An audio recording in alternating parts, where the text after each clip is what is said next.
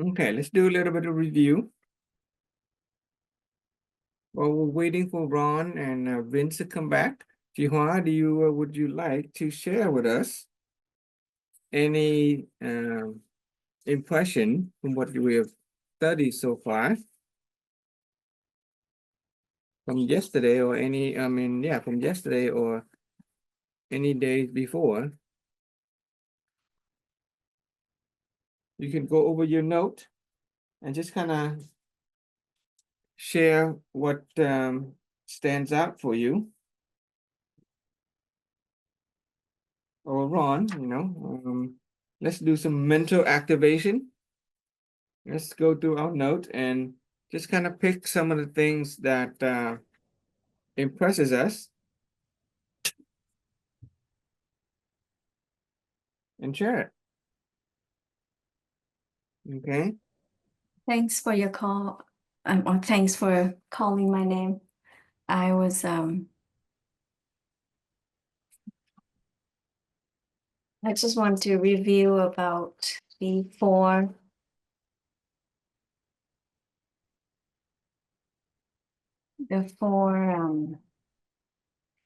beginning. Yesterday you were sharing about the first one was the boat. Okay.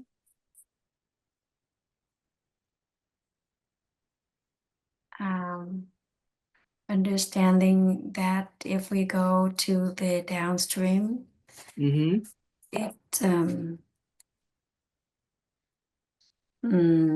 it's with ease and almost like effortless. Mm-hmm. We don't need to try so hard in life, because just sometimes just let the natural law take us. So that's the boat down the stream, and the know what you know is another. The second, those are the natural. What was your word in there? The four natural. The Um, circle of knowledge. Are we talking about the circle of knowledge? that what the circle. I only know what I know. Yes, the circle I knowledge. only know Yes. what I know. So that is it's a good way to approach people, because we forget, I forget, and we are all human forget. And when we talk to them with their level of knowledge, it's easier to engage in a conversation. The second thing is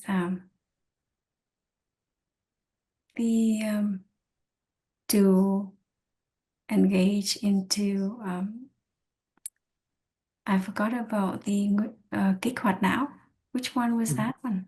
The kid one now, that is a mental activation. Okay, that's what we're doing right now. Oh, Okay. that's you doing today. That's awesome. Yeah. Lesson, impression.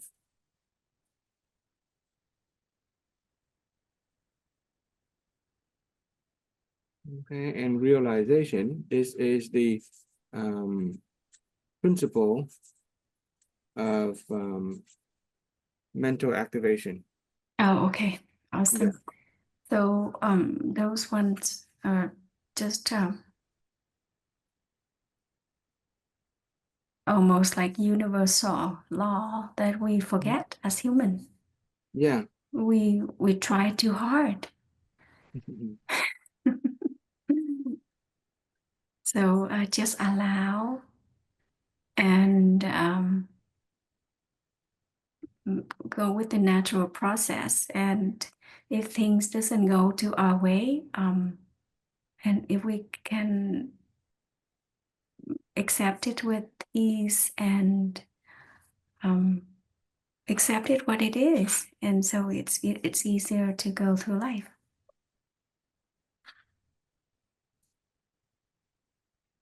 It's more simple to go through life. Yes.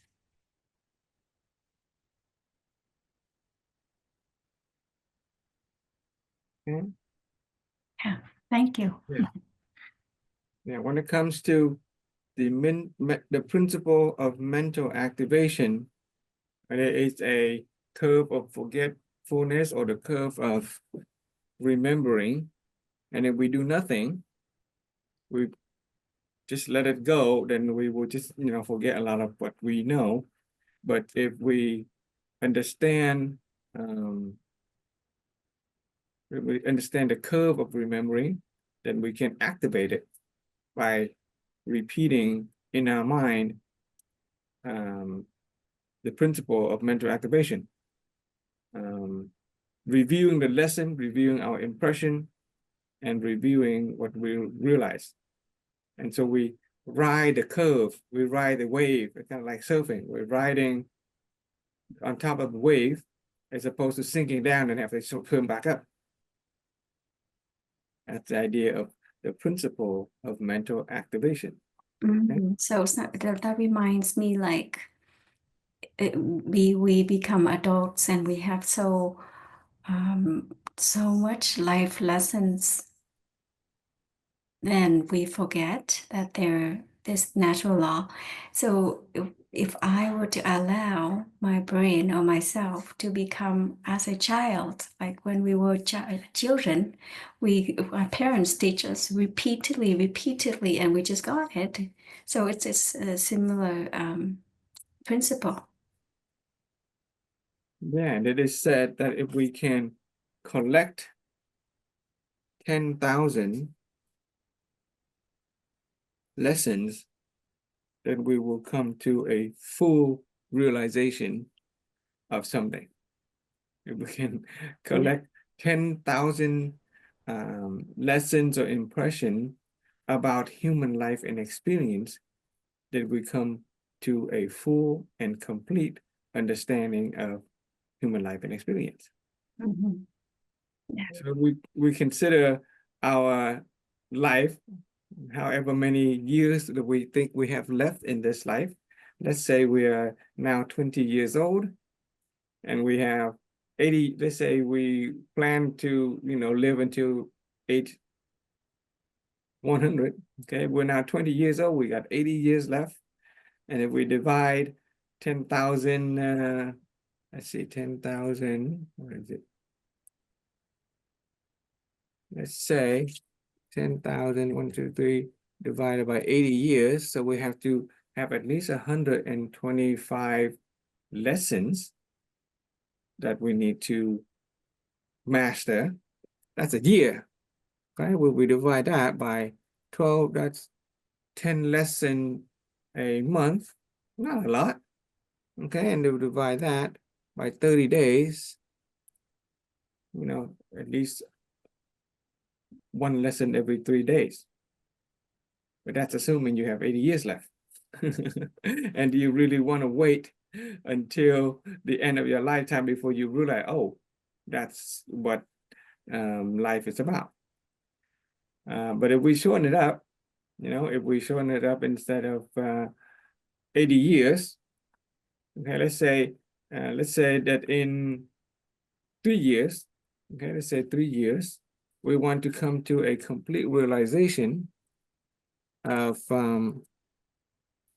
say in 3 years, we want to come to a complete realization of human life and experience.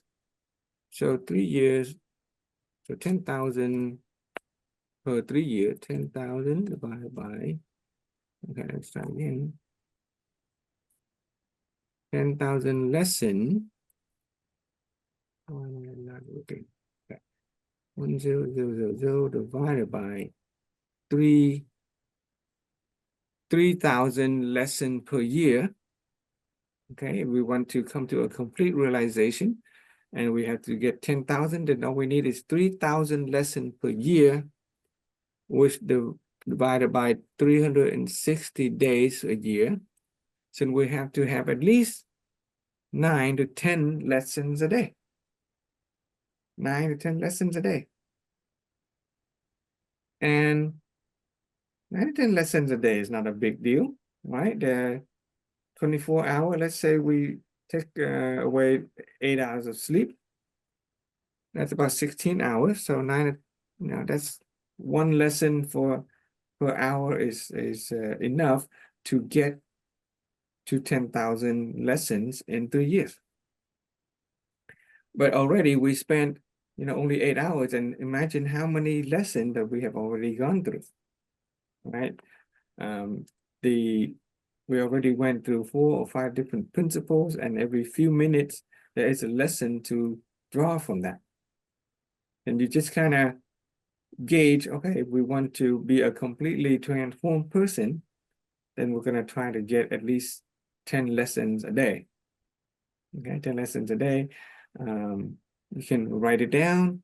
That is why when you enter the mentor program, they ask you to record your lessons and write down your lesson.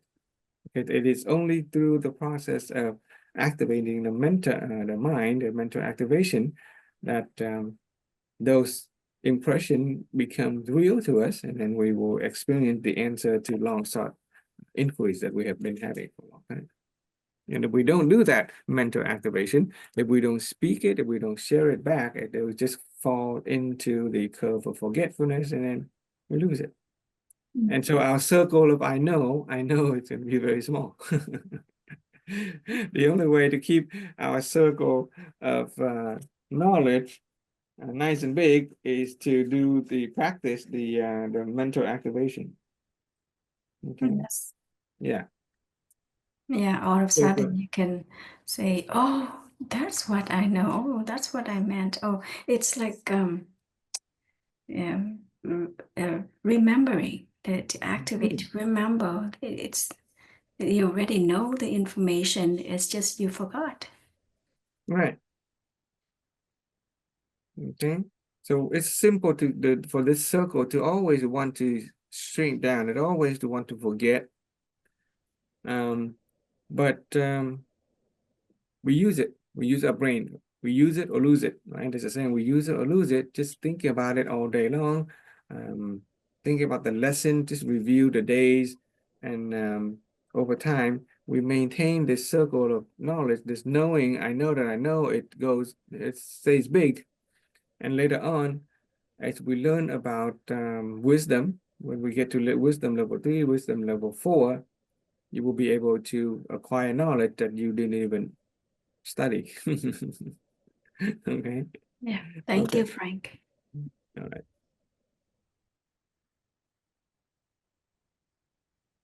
All right. Let's see. Vince, are you there?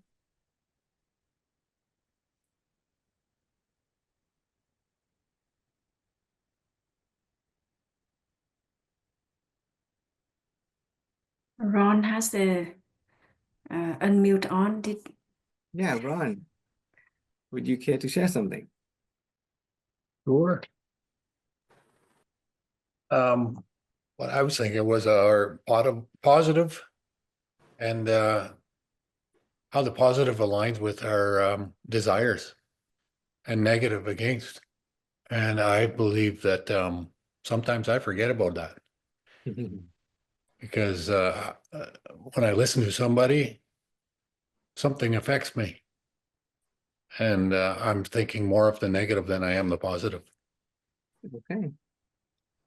And yeah, that I need to learn how to think more of the positive, learn a way to, well, I am learning the way. Yeah. Yeah. I just need to work on it more. Yeah. I know the way, but I forget. There you go. Yeah. Okay. And it affects things too, even my moods, and what I actually believe. Normally I'm a quite positive person, and I tend to not listen to people with their negative attitudes, but sometimes it just bothers you, affects you. Yeah. Just need to learn how to put it aside. Yeah. Yeah. Yeah. How quickly we go from I know that I know to I know but I forgot. Huh? Yeah. Yeah. But really the only way to maintain that is to keep activating our mind, keep activating, keep thinking about it, keep using it. Okay. Practice, practice, practice. Yes. Instead of thinking of the negative, think of a positive thing about that person or whatever the situation. Yeah. And Always a positive in something.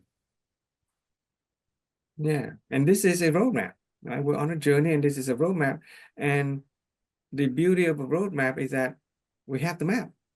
Mhm. Whenever we lose our way, we can always go back to looking at the map. That's why every time this knowledge you can study, you can attend the Zoom over and over, and every time we attend, we remember something that we had forgotten, or even stuff that we have gone through, but we didn't pay attention last time. And then so the part that we don't know becomes the part of our knowing, or even the don't know, because there may be things that I said that just give you a mental paralysis because you may have not known that you even know it. But when I say it the first time, it just kind of get to the part that it goes from the don't know, down into that don't know and know. Still doesn't make sense. But the third time, then it start to make sense. And so people will listen to the recordings, to the 10th time, and they still find some new lesson in the 10th time. I know we haven't got to this part yet, but I get the information in and I let it go to my emotion right away instead Okay. of bringing it to a different level. Yeah, we're going to talk about that next. Yeah. Yeah, definitely. Yeah, it happens to everybody. It's called being human. Okay, we are human beings, and that is what it means to be human. We let our emotion, we let our mind take over, and then in the next session, in the next module, we're going to talk about how to take ownership of that. Okay. Well, good morning, Vince. I'm Good very morning, happy that Frank. you Good morning, were able to Ron. get up. Good morning, Mike. Yeah. Morning, Vince. I Do you made it. remember? Or did you sleep? Yes. Huh? Did you fall asleep at all? When? Now or when? Yeah, just now. Were you able to sleep for 4 hours? My sleeping okay. Okay, I well, hope someday I will be better. well, After here's this, one. at Here's a least. tip. Yeah, don't be attached to sleep. Mhm, Just know that as long as we can lie down and take a rest, then we're okay. mhm. I As long learned. as we I can learned how rest. to rest. I learned how to rest. Yeah, there you go. Exactly. Yeah, don't worry about sleep. We may not fall asleep, but as long as we lay down to rest, we'll be okay. Okay. Mhm. Okay, I get it. Okay. And then how about your own mental activation?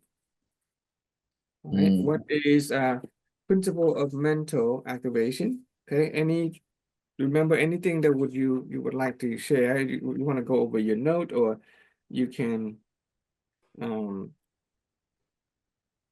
share You it know, from here. I from what I learned from yesterday is I will try to be a positive person. Very good.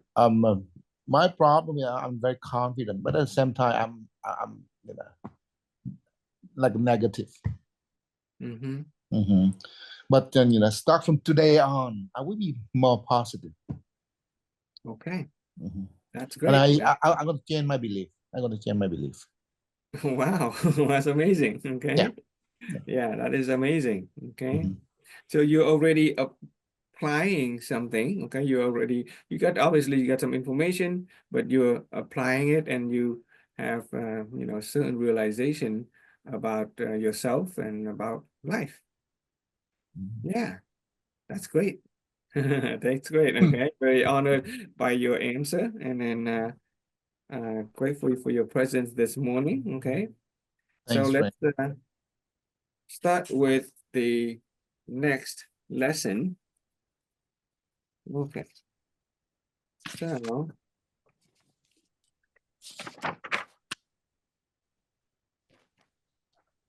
So yesterday, when we discussed human nature or human life and experience, we focus on the scientific perspective.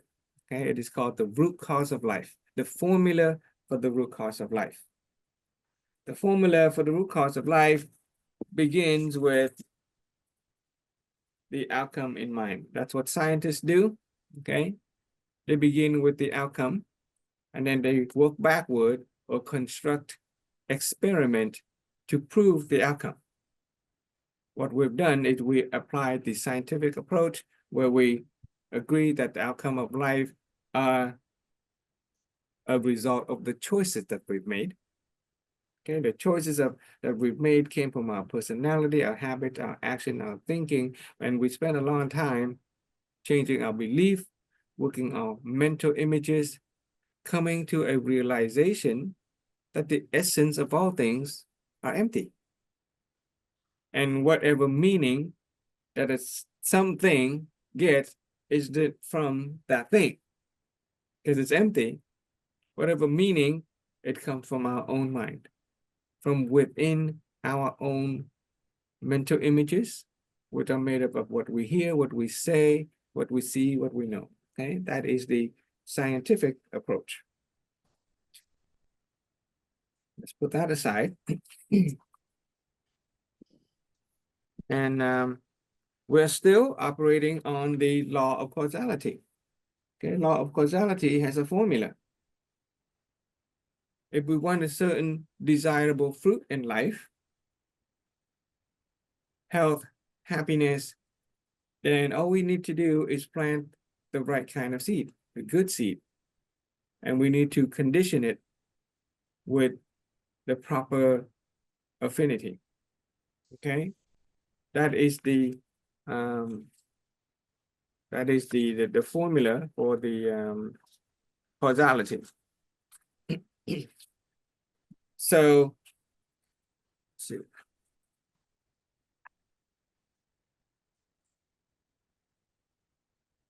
Slide. Okay.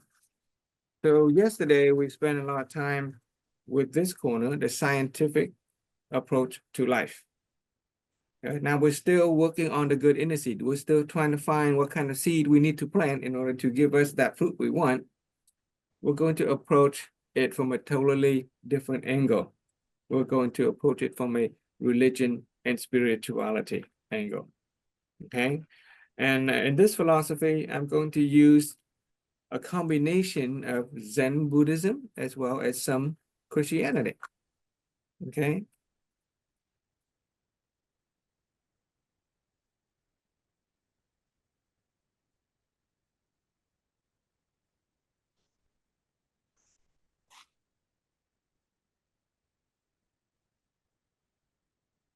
Okay. The purpose is still to expand our awareness about ourselves and then, raise our level of wisdom so that we can, our purpose, but still what we're doing here, okay, we are still trying to create a holistic life, holistic health, and holistic wealth. Okay, if we can improve our wisdom, expand our awareness, it will help change our attitude, our character, our integrity, our physical vitality, our capability, and then our material life would be better.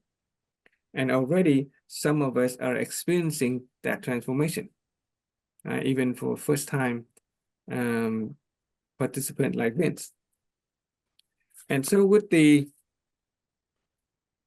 religious and spirituality perspective in mind, let's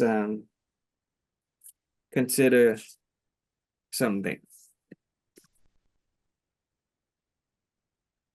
We use this pen. Should I use? Let's use a pink one. Okay.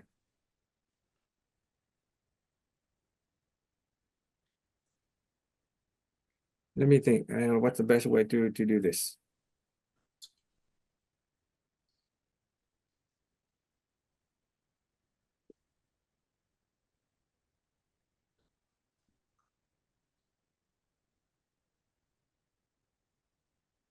Consider this. There's a quote from the Bible. You will know the truth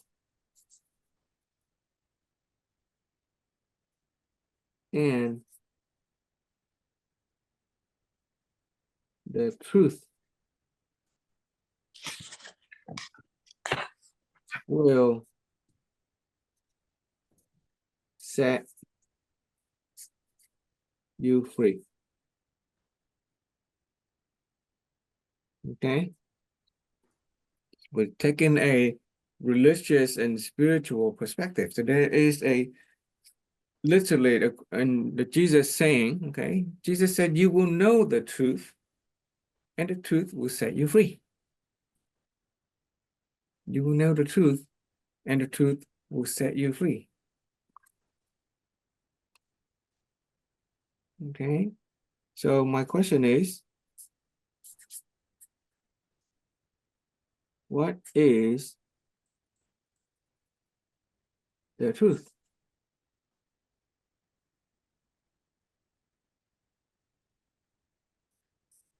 So if you already know the answer based on previous interaction, don't give it out.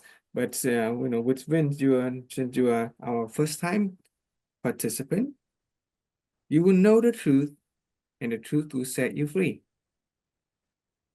What is the truth? There was some, you know, just kind of give us some a couple of words. What comes to mind when I ask you what is the truth? My mind is empty now. I'm sorry. That's actually a good thing. But you know, when somebody say, when somebody the truth, you know, speak the truth. In the law, in the courtroom, you know, the legal system in the courtroom, when a witness is called onto the stand, and the judges and the lawyers are interviewing the witness, and the witness is about to, you know, tell a statement about an event that happened. And the judge will ask the person, do you swear to tell the truth, the whole truth, and nothing but the truth? And the person will say, I do. And the person will tell the story, all right, according to what they know. And then the opposite side would bring in a different witness. And the judge will say, do you swear to tell the truth, the whole truth, and nothing but the truth? And they swear that they will tell the truth and nothing, the whole truth, and nothing but the truth. But that person, that second person's story is completely different than the first person. Kind of like this, right? If I swear to tell the truth of what this is, I can swear that this is a pen, right? But if, let's say, the dog were to be able to also speak, it can swear that this is the bone or a toy. So who's right? Both. So it's from a legal perspective, or from a conventional perspective, then the truth is relative. It's just based on your perspective. Okay, and if it's switching like that, and if we're both right, then who's right? What is the real truth? Then, you know, it's not very helpful if the truth is something relative. Okay, in fact, if you ask 10,000 people, they would tell you 10,000 different truths. So that is not very helpful either. Okay, and so we human being, oftentimes we look for health, and we look for happiness, and we look to other people, we look to each other for what we think may be the truth. But because, you know, different people have different perspective and understanding, we can never come to a real truth that we can totally depend on. Okay, so Let me tell you a story to illustrate what we're trying to get at.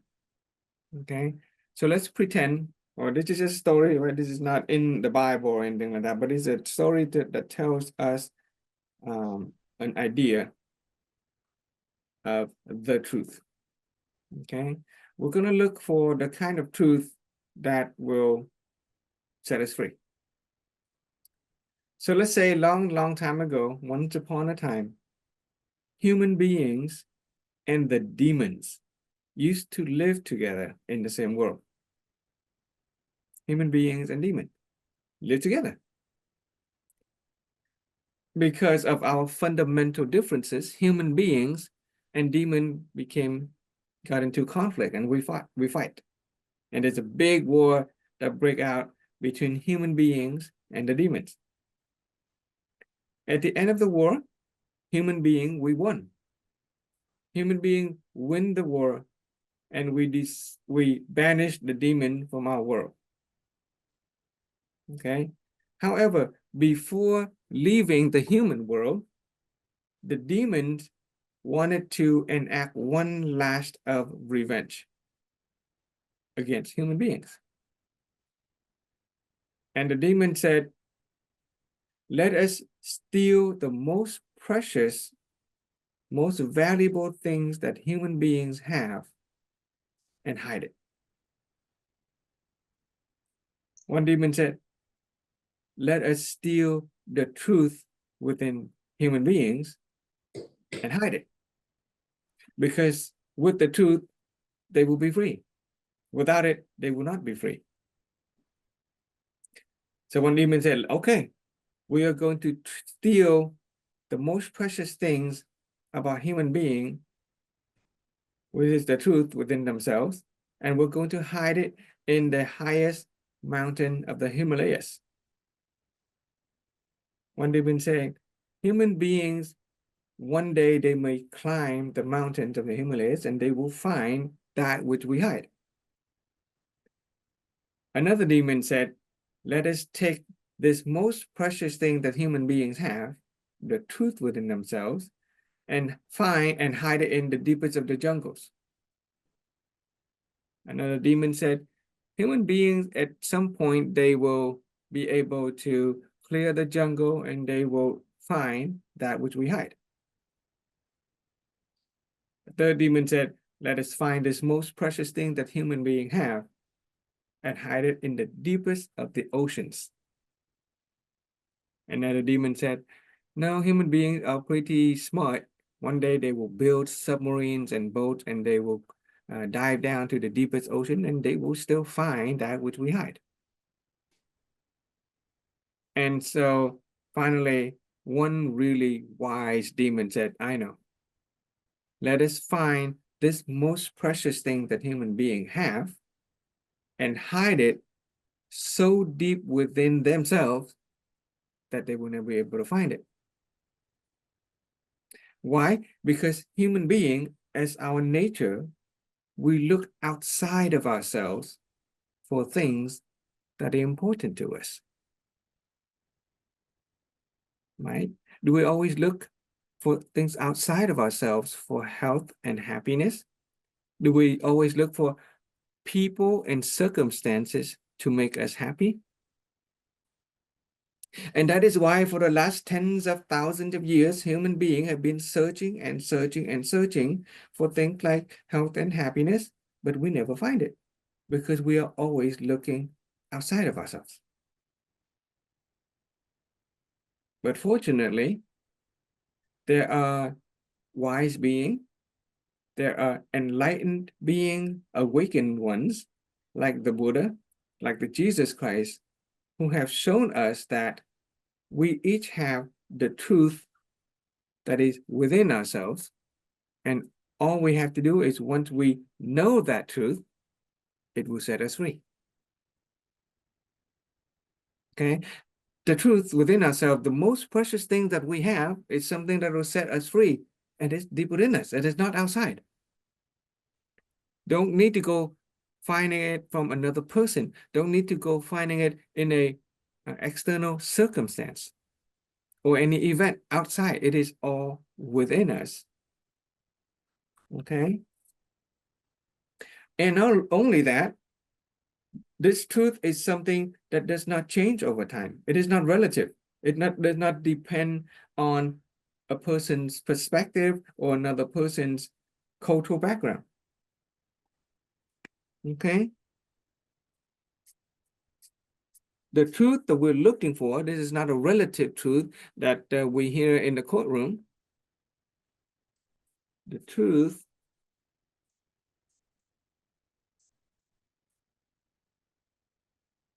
that is within us.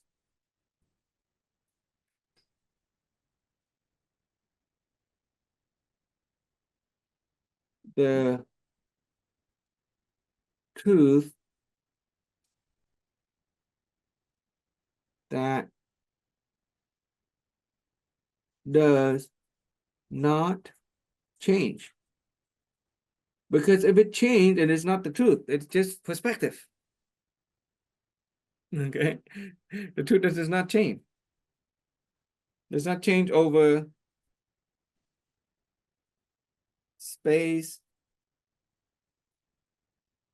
or time.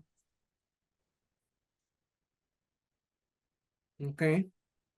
Or even people. So Jesus said, you will know the truth and the truth will set you free. So what is this truth?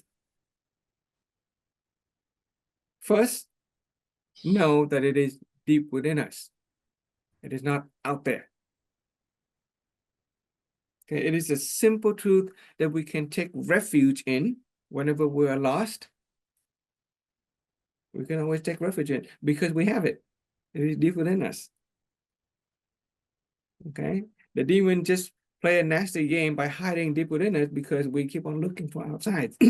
But now that we have the sages, the Buddha, the Jesus Christ of our world, to point to us that all we got to do is look inside. Okay.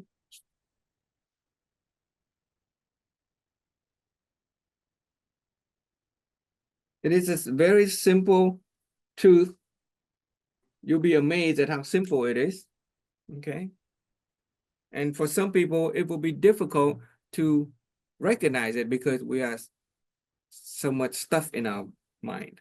We think too much. Okay, we think too much. We may not be able to see it. Okay. There is a truth within us that is called the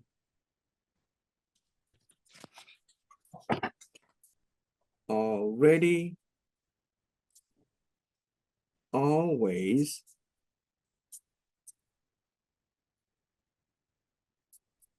hearing,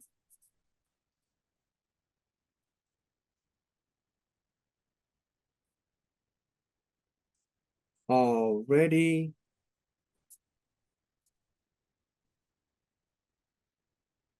always seeing,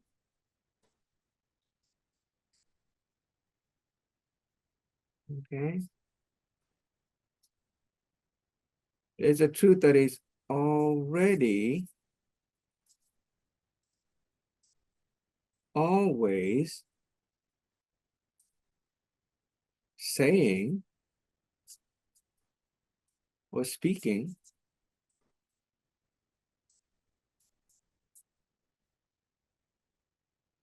and the already,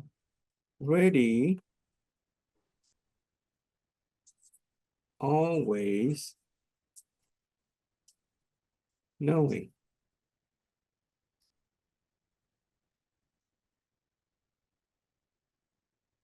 As human being, we are already always hearing things. We are already always seeing things. We are already always saying or speaking things, and we are already always knowing. Even from the scientific perspective, when a fetus is still in the mother's womb, it can already hear.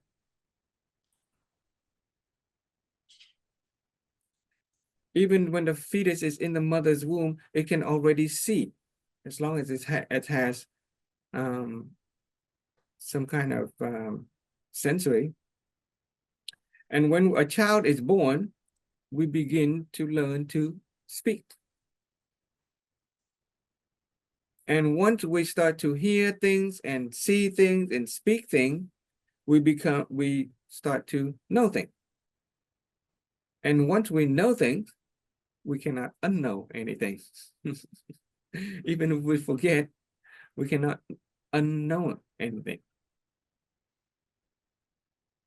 Now, the already always hearing, okay, is not the same as hearing something. Okay, there's a difference between hearing something or hearing noise and the hearing. So let's try a different way. Okay, so just know that we have the already always hearing, already always seeing, already always saying and speaking. We have the already always knowing. Okay, we're gonna draw it in a diagram next.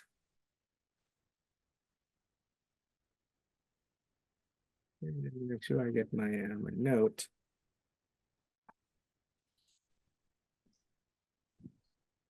And this part is important. What is my note? Okay.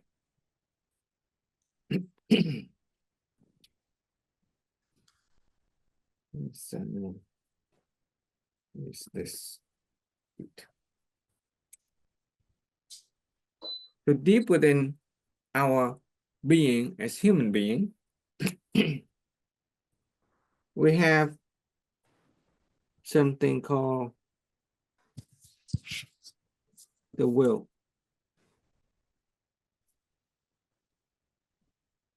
Okay, let's draw this diagram. Deep within with our being, we have something called the will.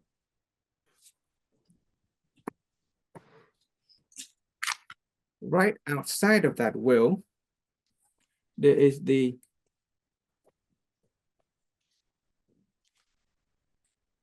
hearing, or we can say the will to hear.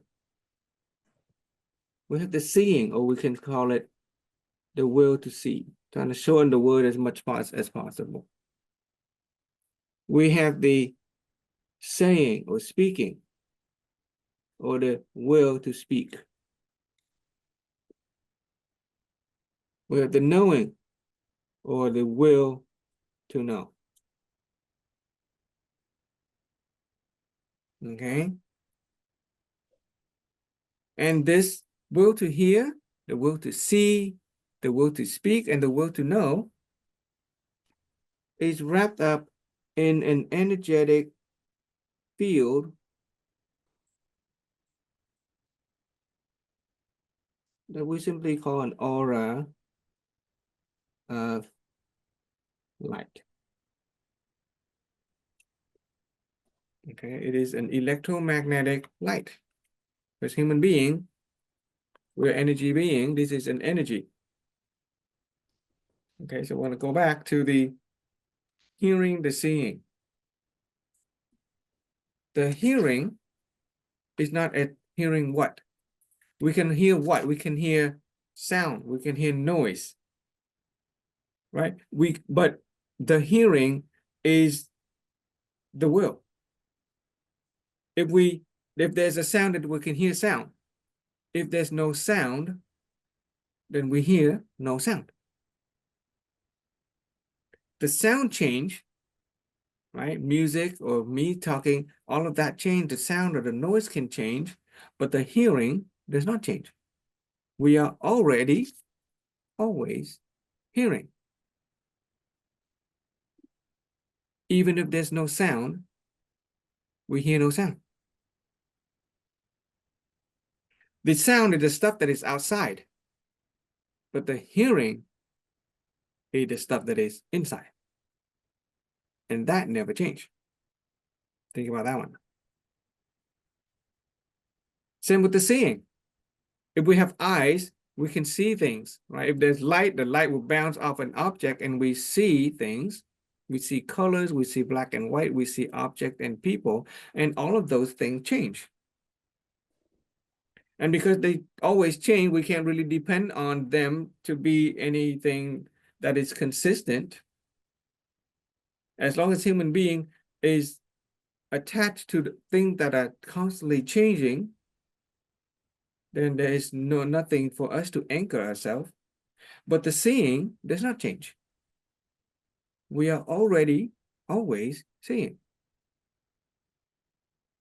When there's light, then we see something. When there's no light, then we see nothing. When we have eyes and we open and we see things, when we close our eyes, we still see things. When we awake, we see something. When we are asleep, we still see. Do we not see in our sleep? Dreams, for instance. So it is the hearing and the seeing that never change, and it's always there. Okay. And we're always saying, which is like thinking. Okay, if we have a mouth, we can speak voices, and we say and we speak words in different languages. Those are all external. But even if we don't have a mouth, if we're mute, we're still saying inside our mind.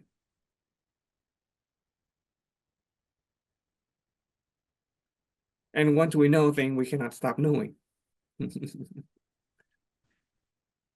And it takes the knowing to able to process the hearing, the seeing, and the saying. And so as a human being, we have this simple truth. Okay, nothing fancy about it. There's nothing, there's nothing fancy about or complicated about this truth. The truth that we all have the will to hear, the will to see, the will to speak, and the will to know. We are already always hearing, already always seeing, already always speaking, and already always knowing. That's the truth within us.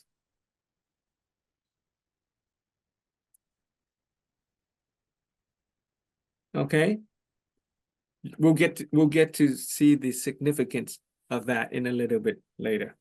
Okay, so outside of this inner being circle, this inner circle, we call that our inner being. Okay, we are human being. We have the inner being. This simple truth that we have the will to hear, to see, to speak, and to know. It is wrapped up in a very beautiful, very high energy vibration, very balanced electromagnetic energy of light. We are light energy being. Okay, the light of our being. Have you ever heard people saying the light of our being? Once we recognize the truth, Jesus said, I am the way, the truth, the light. Okay. Right outside of this inner being, we have the human nature.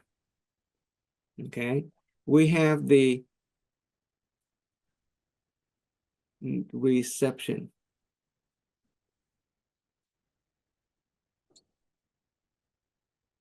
We have, I'm gonna go sideways. We have the imagination. Imagination.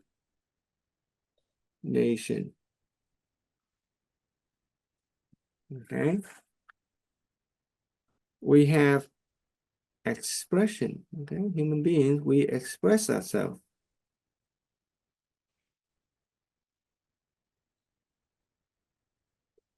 And then we have cognition.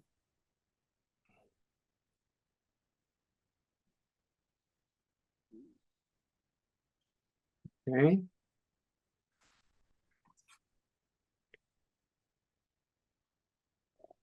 It is related to our true self. The inner being is also referred to as our true self. As human beings, we always have the will to hear, the will to see, the will to speak, and the will to know. That is our true self. It does not change.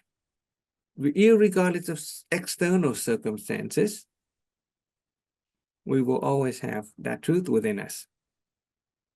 And outside of that circle of our inner being, we start to develop what's called human nature. Reception is related to the will to hear. We receive information, right? Reception. We take information into us. We have the will to see, imagination. We start to see things that are not even there. Right? The will to see, you see things. See, the will to see is just the will to see. That is just the seeing. There's no content. Okay, this is an important part. There's no content just yet. It is just the seeing. We always see. But what we see is part of the imagination that is outside. Can you see the difference between the seeing and what we see? Right? What we see is an object, it's people, those changes all the time. We close our eye, we see images, we see stories, we dream, we see a dream. Those things are constantly changing. But the seeing itself never changes. We're always seeing. There's no content in the seeing. It's like an act. There is the will to see. Expression. We speak, we express ourselves. The will to express, the will to speak doesn't change. It's always there. But what we say, how we express, those stuff will change. The knowing does not change, but what we know, which is part of our cognition, what we know, it changes based on the information that we get, based on our reception, our imagination, our expression, and our cognition. So this is the first layer of human nature. Inside layer is our true nature. Okay?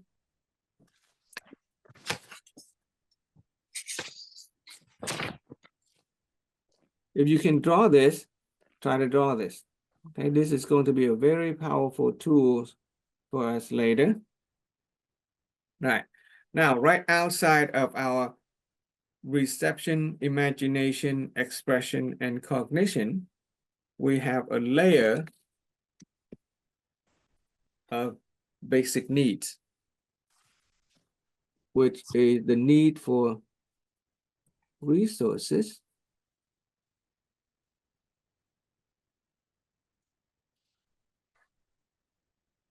we have the need for appearance, and I will explain what those mean in a little bit.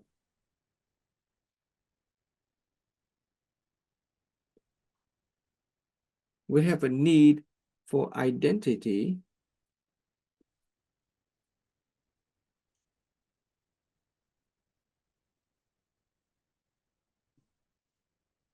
we have a need for consumption,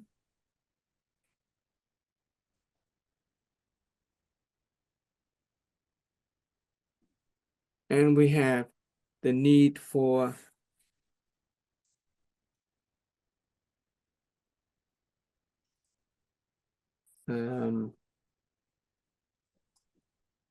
for now we just there's a better word. Okay, that's fine. We're gonna call it let's just use rest for now. Okay, we have a need for rest. Right, sleep, rest. Okay. Resources are simply things that we use in order to get what we want. In simplest term, it is money and influence, money and power.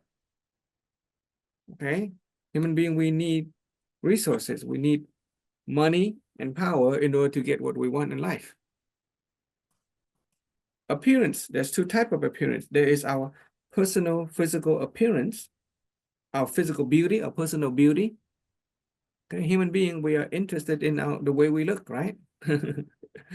Why do women wear long hair versus men tend to keep that short? We're interested in our appearance. Not only in our own personal appearance, we are interested in the appearance of the spatial surrounding. Some people don't care about how they look, but they are very interested in how the room looks. The furniture has to be arranged a certain way. on a more non-material aspect, we're not appearance could be the way the organization is structured, the way our employee, they work. Okay, appearance, structure, order. Hello, Mr. Huile, is that your son? All right, beautiful. Okay, and then human beings, we have a basic need for identity, our sense of self, our name, our position, our status, who we are. The need to be recognized, our need for our identity, right? And the identity of others. We can only refer to each other through identity. I cannot talk to you if there's no you or I. I cannot relate to you if I don't know your name and if you don't know my name. Okay, so it is part of our human nature. Identity is a big deal. And then we have the basic need of consumption, which is to eat food. We consume food, we consume water, we consume information. We consume the news. Okay. And we have the need to rest, to recuperate, to restore balance. Rest can be associated with a sense of ease. It can be associated with sleep. We like to go on vacation. Okay, human beings have these basic needs. The one that's the circle of the green is sort of our basic needs. Our sense of safety is part of our sense of rest and ease. Okay, you get that so far? That is part of the human nature. And then right outside of the basic needs, we have a layer of the personality, beginning with desire.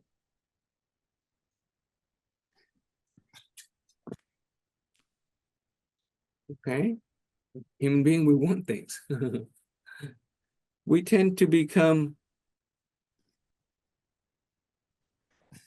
I'm going to say, displeasure. In the past, I used the word angry, but that's too strong. Let's use the word displeasure this time.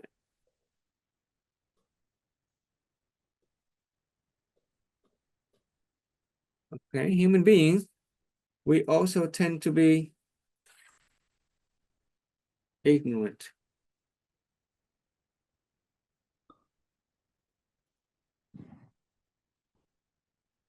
Okay, there's a part of us that wants to know, the cognition part, and then there's a part of us that tend to fall into ignorance. Remember the circle of knowledge? See how quickly our knowledge become forgetfulness and become don't know. And so human nature, we tend to fall into ignorance. Okay, ignorance, desire, displeasure, ignorance. We use the noun version, so it's CE.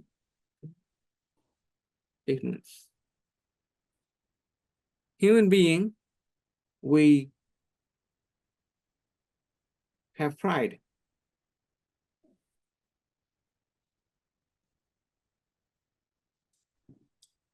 Okay, as some human beings, we have the nature of skepticism.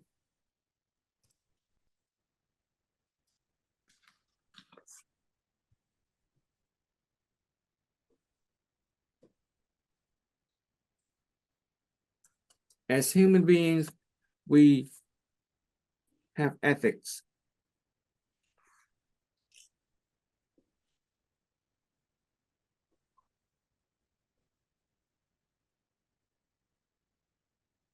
And finally, we have judgment.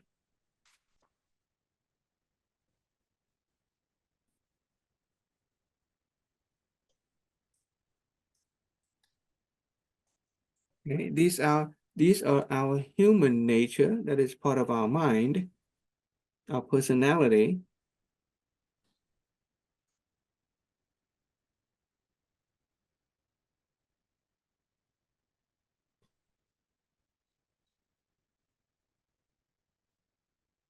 Okay. Desire, displeasure, ignorance, pride, skepticism, ethics, and judgment. Okay.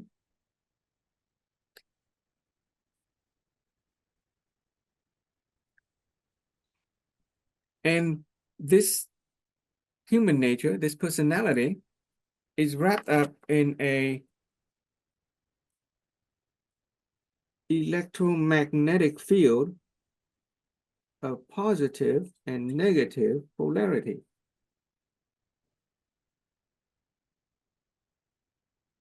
Denote that with a red wavy line and a blue wavy line.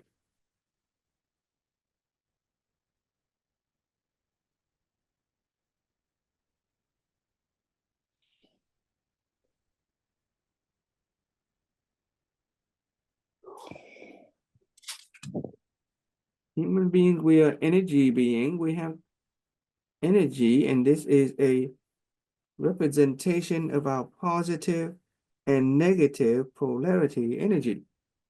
And it doesn't have to be perfect because our energy is going to fluctuate. I'll explain the negative and positive polarity in a little bit. In the circle of our inner being, the circle of our true self, there's no fluctuation. We're always here, we always see, we always speak, and always know. That's why it is wrapped up in an aura of light. Light is very high energy, very balanced, does not fluctuate between negative and positive. Right outside of that, very close to that, reception, imagination, expression, and cognition is part of our human nature. It also it fluctuates very little because it's so tied to, it is close to the inner circle. But as we get farther and farther apart from our true self, farther and farther apart from our inner being, we start to get out to our outer being, then we will find that our human nature fluctuates. Okay, outside of this personality or this mind is I'm gonna borrow the Zen Buddhist representation of, let's write it down here, 84,000 bubbles of illusion.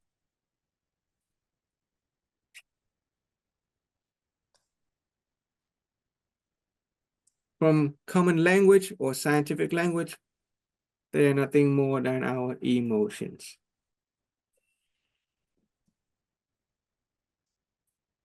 Okay, we have emotion. I'm just going to draw a bunch of bubbles. Big bubble, small bubble.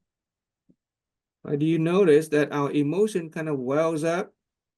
They expand, and sometimes they just kind of pop and dissipate. As human beings, we have emotions. We feel things. Sometimes we feel them very strongly. Okay. And right outside of our emotion, we have I'm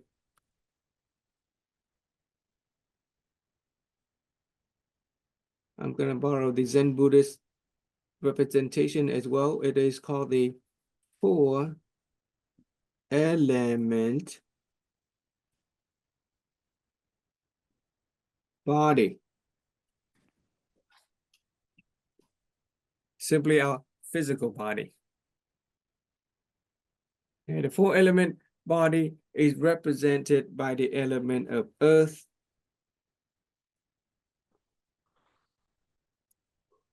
water, air, and fire.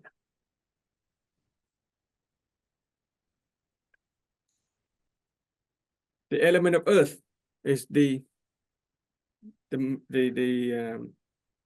physical atoms and molecules in our body.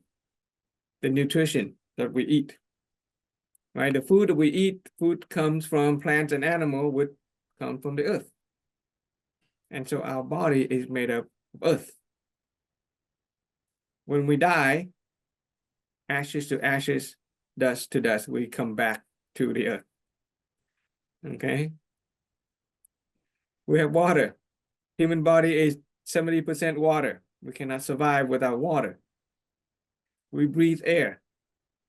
And air here has a more than just the gases.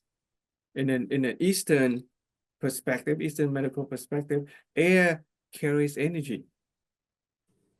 Okay, when we take a deep breath, not only do we get air, but that all those oxygen that carries energy, it energizes us. It's life. A human being can go for 30 days without eating, without nutrition. We can survive 7 days, 3 to 7 days without water, but we can only survive 3 to 10 minutes without air. And human being, we have fire. Fire represents the heat, the thermal energy, the body temperature. When the fire of our being goes out, we are no longer alive. Okay? So, our 4-element body represent our physical body. Okay? Earth, water, air, fire. And with this philosophy, you will see how they are linked. The body and the emotion are really close to each other. Why? Because we feel our emotion in our body. When we're in love, oh, you literally feel that emotion. When we're angry, oh, we feel that too in our body. Our body reacts, we tense up. When we are happy, we feel that happiness in our body. And so our emotion and our body are also wrapped up in a positive and negative electromagnetic energy field that do fluctuate throughout the day or throughout, depending on our circumstances. So we'll denote that with red and blue, denoting positive and negative polarity. Okay.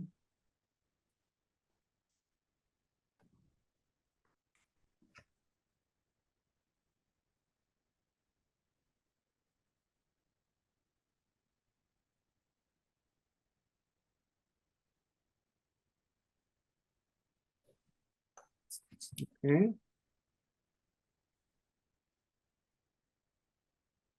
So we notice that our emotion fluctuate between positive and negative, right? We're sad, we're happy. We're angry, we're at ease.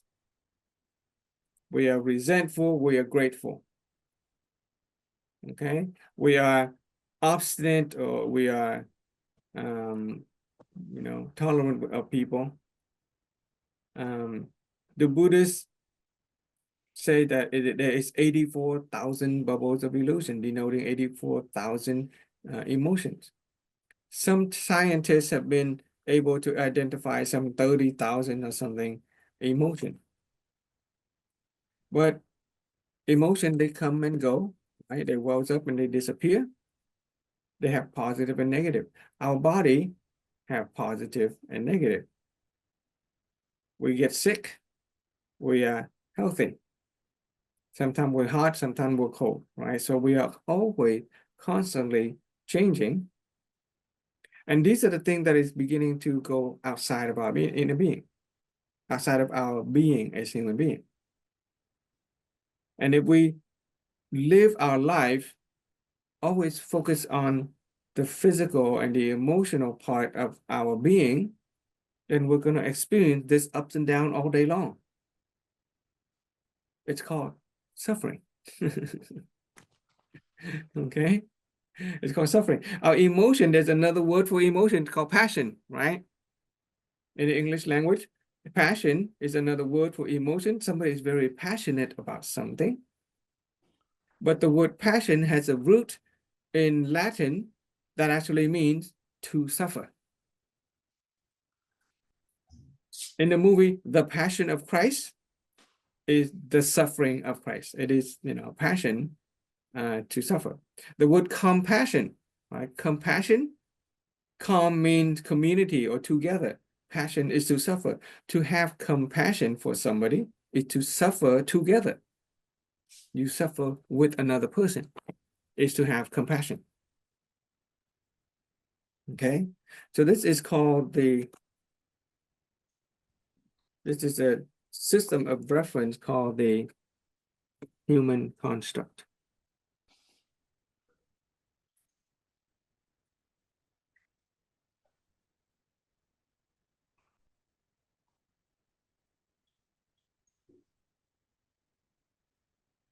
Okay, another term that another student came up with, and I kind of like it. It is also called the human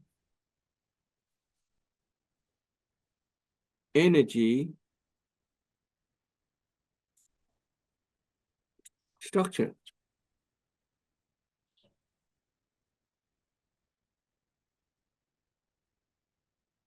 It is essentially a map of how the human being is made up. It is a map of how our energy works. When we buy any equipment, it comes with an instruction to use it. When we buy an iPhone, it comes with some instruction. When we buy a car, it comes with a big set of instruction, a manual on how to use the car. Even when we buy an electric rice cooker, it comes with an instruction book, a manual explaining how that device is operated. Wouldn't it be nice if life came with a map and a set of instruction as well? Even the simple thing like a rice cooker came with instruction, yet we enter this world not having an instruction, and so we have to figure things on our own, always looking outside of ourselves for health and happiness, and no wonder we're lost. But fortunately, the sages of the East and the wise people of the West have given us this map. It is the human construct. By looking at the human construct, we can better understand of who we are. By discovering the truth within us, we can ultimately set ourselves free. Okay, so let's go a little bit so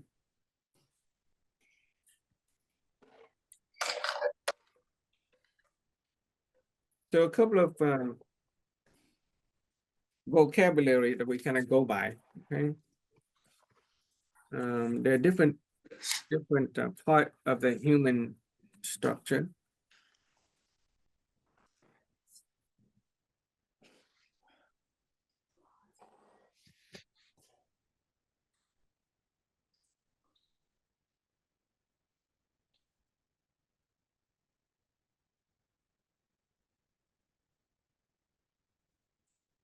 So the this inner part. Let me think. Let me draw this other structure. The inside part. Okay, this inside part. We refer that to the inner being. Okay, to simplify things. Inner being. Right outside of that, the reception, imagination, expression, cognition, our basic need for resources, appearance, identity, consumption, rest. We have the nature of judgment, desire, displeasure, ignorance, pride, skepticism, and ethic. All of that together, 16 of them, we call that our mind. Okay, that is part of our mind.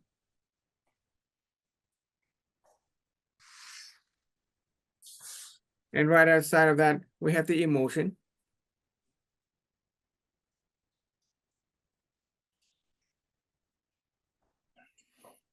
And right outside of that is the body. Okay, so this is a simplified version of the human construct.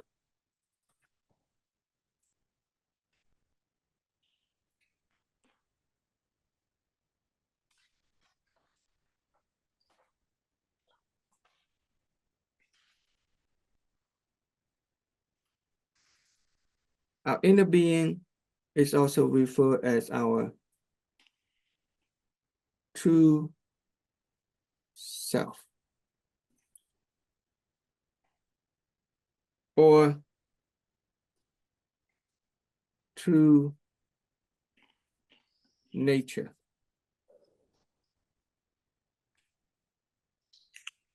Okay.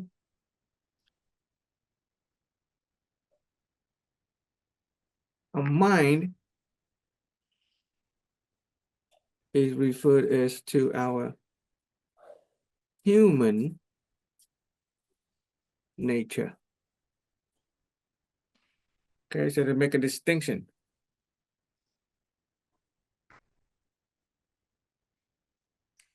Human nature and our true nature.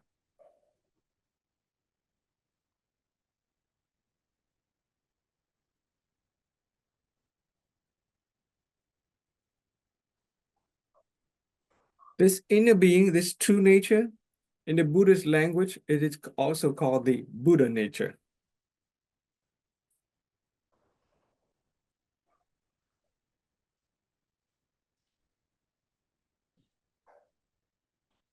Okay, so but here we're going to use words like inner being, we're going to use like true self, true nature. This is the truth within us that Jesus talks about. Okay.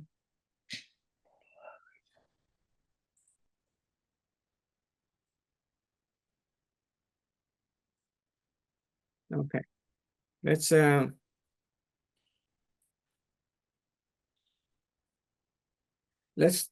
analyze the human nature a little bit more, the mind. Okay. The human nature.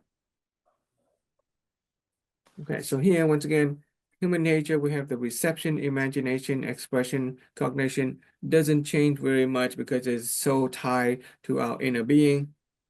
The basic need for resource and appearance, identity, consumption, and rest, they don't change very much, even though they can fluctuate. Those are just basic needs.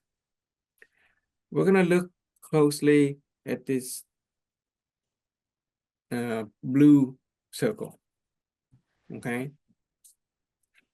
So human beings, we have, these are our human nature.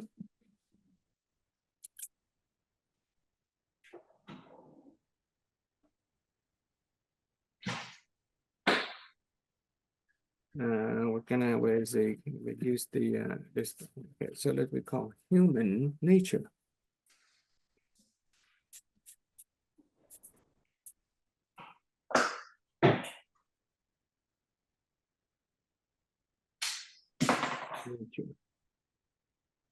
Since we're human beings, would it be nice to understand human nature? Would it be nice to have a roadmap to help us navigate our human nature? Okay, nature S, multiple nature. Okay. Our human nature has a polarity. It has positive and negative. So let's begin with the nature of desire.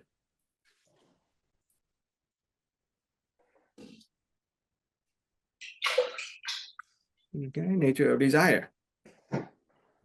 our nature of desire fluctuate between positivity and negative. So on this side, let's use the plus symbol for positive. And over here, let's use the negative symbol for negative.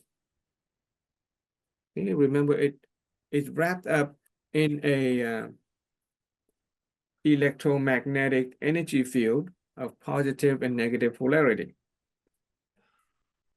Desire has a positive and negative polarity. When desire is negative, we go with the negative, we desire for ourselves. We become selfish. Okay? When desire is negative, it is selfish. When desire is positive, instead of thinking for ourselves, instead of wanting for ourselves, we actually want for other people. We are altruistic.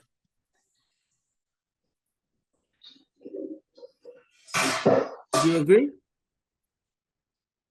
We want things, but if all we want is for ourselves, then it's become negative. We are selfish. A person who always wants for themselves, they are very selfish. On the other hand, there are people who has a lot of desire, but they desire for other people. They like to help people. They'll make sacrifices for other people, and they are therefore altruistic. It is a positive polarity of desire.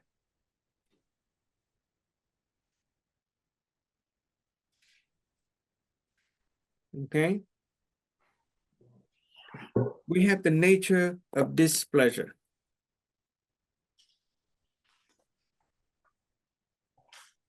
Displeasure. As a human being, we somehow easy to get displeased. We don't stay happy for very long. And when the displeasure becomes very, very negative, that displeasure turns into wrath or anger. Okay, I just use the word wrath. If our displeasure are actually positive, then we are very satisfied. Satisfaction. Either way, we tend to swing between satisfaction and anger, especially if our desires are not met. If our desires are met, we get very satisfied. If our desires are not met, we tend to get resentful and angry, wrath.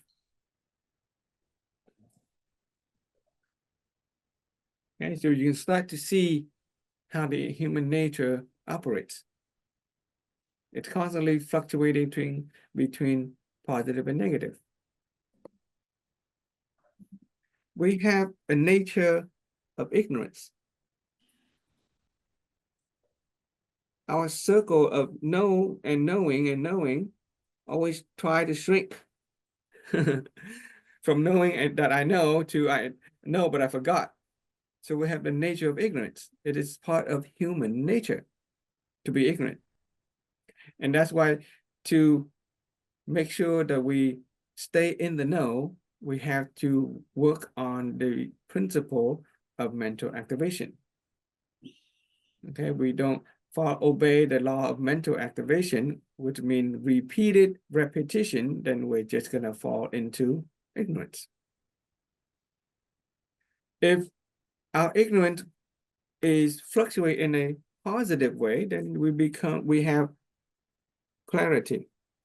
Okay, in a positive sense, we get clarity when we have very little ignorance. We have a lot of knowledge, it'll help us with clarity. If a person get very ignorant and they don't do anything to get to know, after a while, they will experience delusion. Delusion. Okay?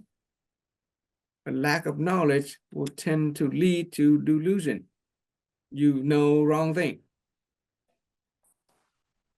But if you know a lot of things, then you can experience clarity. You know the right thing, you can make good decision.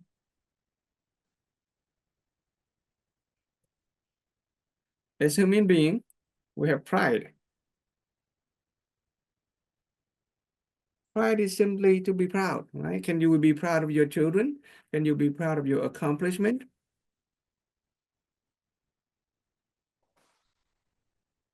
Okay. With pride, it's a little interesting thing about pride. If we have no pride, or if our pride is negative, when we have a sense of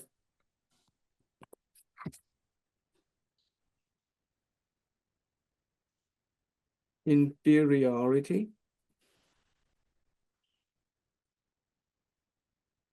okay, self-trivialization, a person has no pride, it's a person of inferiority. There's a sense that I don't know anything, I can't do anything, I am just normal and useless. But as we increase our pride, we get more confident. That's good. Confidence is good. But when you get too confident, we go too positive, we tend to become arrogant. So arrogance can be a positive polarity of pride. It's okay for parents to be proud of their children, but parents can be pretty arrogant about their own children's accomplishment as well. That is when you get really positive. Okay, human beings, we have skepticism.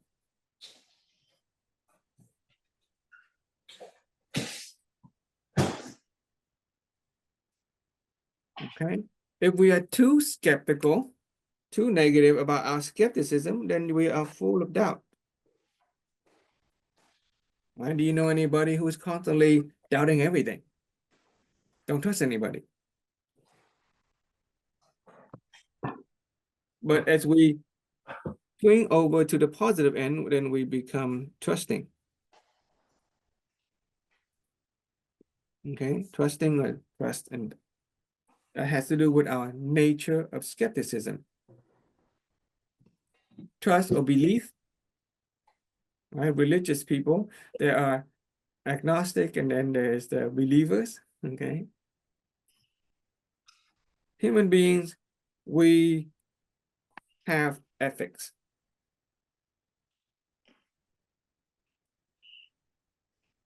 Okay? We know good and evil. When we are very good, then we are benevolent.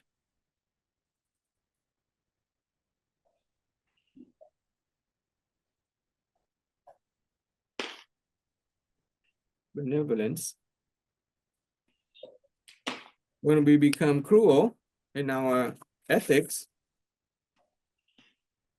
then when we become evil, then we have become cruel. Okay, it's called cruelty. A single human being can be benevolent to one person and cruel to another person. We fluctuate between the positive and negative polarity of the human nature. And then we have judgment.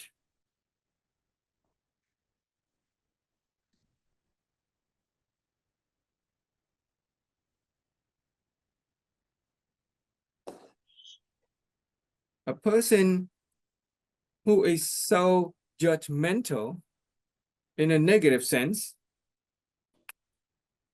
is obstinate. Obstinate. Okay? You are not willing to change your judgment. your perspective, your view, your opinion. A person is very obstinate. But a person who is positive polarity in the judgment scale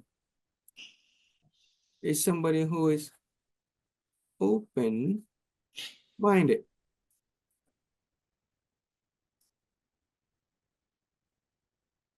Okay.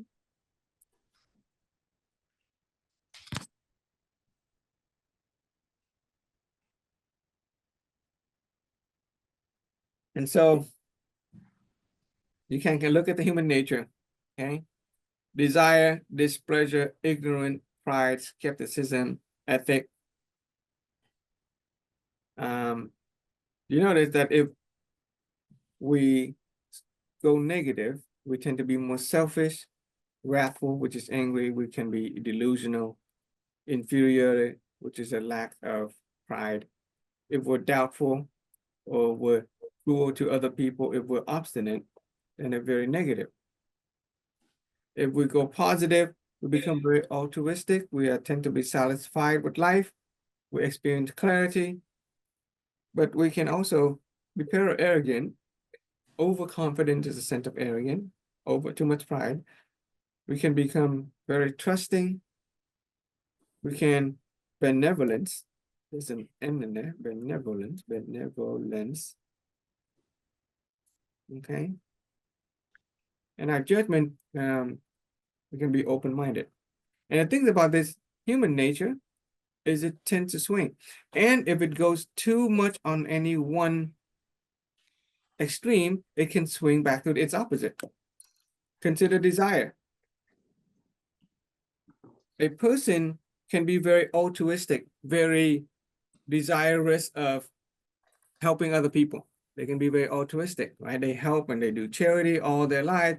But at some point, if they help people too much and they never get anything in return, they may swing immediately back, all the way back to being selfish. Take CEOs and treasurer of charitable organization, right? They would work to raise funds for a charitable organization, all very altruistic, but somehow if they spend so much time helping other people and they don't get anything in return, they might turn around and steal the money from an organization. Or as a parent, we may sacrifice for our children. We help them, we raise them, we teach them, we educate them because we have a desire for them to become better people, right? But if they disobey us, meaning if they don't satisfy our certain selfish desire, some parent will disown the children. Or some parent would be so selfish, they don't want the children to leave the house. They want the children to stay with them, take care of them, not let them get married. or have to get married to somebody that their parents demand that they get married to.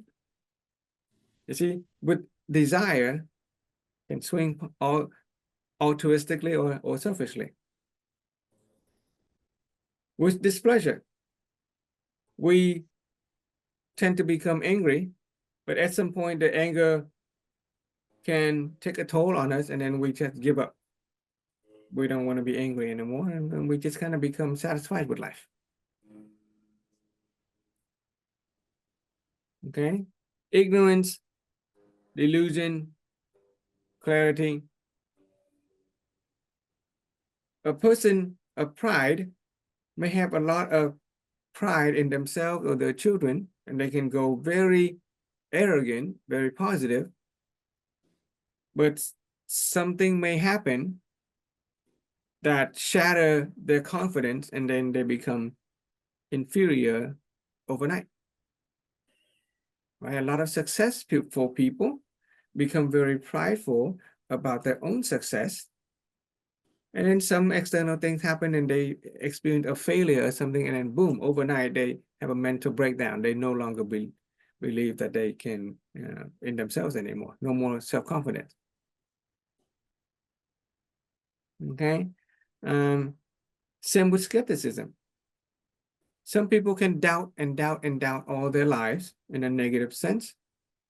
And then at some point, something happened and then they become very trusting. They just believe, they join a religion. Or vice versa. Somebody can have strong faith in God. They have extreme trust, extreme faith, very positive. But because of the extreme positivity, something might happen that will shatter their faith, and then they will lose all faith in God and they start to blame God. Ooh, do we see that happen all the time? Right? People would blame God, even believers. Too much positive tend to swing backward negative, and too much negative tend to swing back to positive. Ethics, same thing, benevolence and cruelty. A person can be very kind to somebody and something happened and it caused them to be cruel one moment to another. We could be feeding our children, but if they don't satisfy our desire for something, we can be very cruel to them. We can punish them. Parents have been known to disown their children, especially the parent who are very benevolent to their children. They contribute a lot to their children's well-being, and if the children don't satisfy a certain desire, they can be very cruel to the children. Same thing with judgment. Some people can be very, very open-minded, willing to accept all kinds of opinion. But after a while, they get overwhelmed with other people's opinion. They don't know what's right and wrong anymore. Then they become very obstinate. I don't believe anybody anymore. I don't want to change my opinion. And so you kind of see human nature swing back and forth between positive and negative. And we can never really hold on to anything that is solid, that is stable, that endures. There is no truth in human nature. It constantly change. And that is why we suffer. Okay, from the time that human beings was created until now, human being, we suffer. That is suffering. Because we constantly swing back and forth between this positive and negative polarity. Let me tell you the story of Adam and Eve in the Garden of Eden. Okay, this is a Christian reference. So God created man and woman, human being. God created human beings. And he named them Adam and Eve, and he puts human beings in this Garden of Eden. And God gives human beings all the things that we need. He put this Adam and Eve in a Garden of Eden, and with all the plants and animals, they can eat whatever they want, they can do whatever they want, and they experience peace. However, God has one restriction. You cannot eat from the tree of knowledge of good and evil. You cannot eat from the tree of knowledge of good and evil. Good and evil.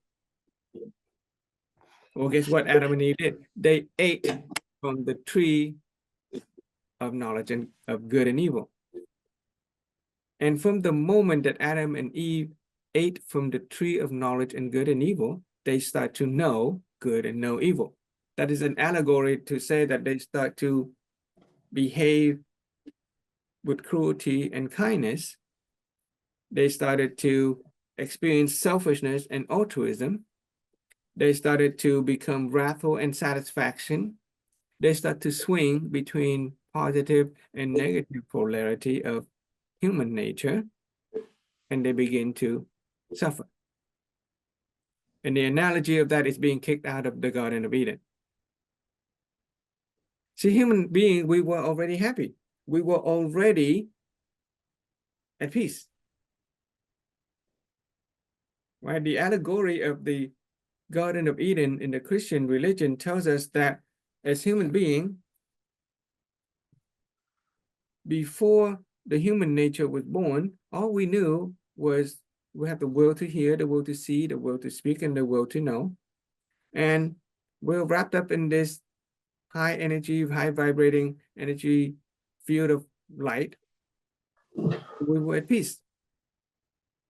But when we start to go away from that, when we start to activate our desire and our imagination, our desire for resources, for appearance, for identity, for consumption, for rest, it gives rise to displeasure.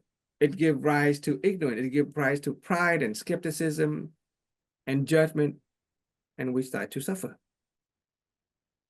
which is an analogy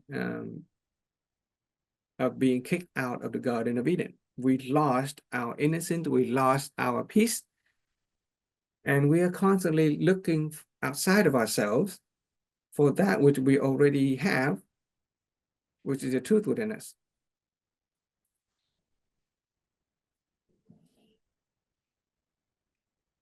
So how do you go back to the Garden of Eden? How do we go back to the truth within us? Okay.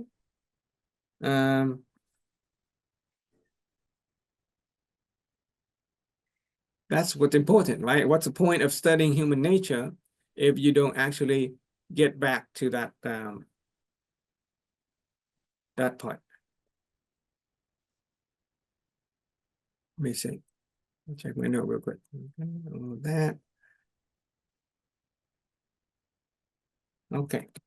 So the human nature, the judgment, the desire, the displeasure, the ignorance, the pride, the skepticism, the need for resources, appearance, identity, consumption, and rest, our reception, our imagination, our expression, and our cognition are called human nature. It is also called our ego. And it is also called the ego.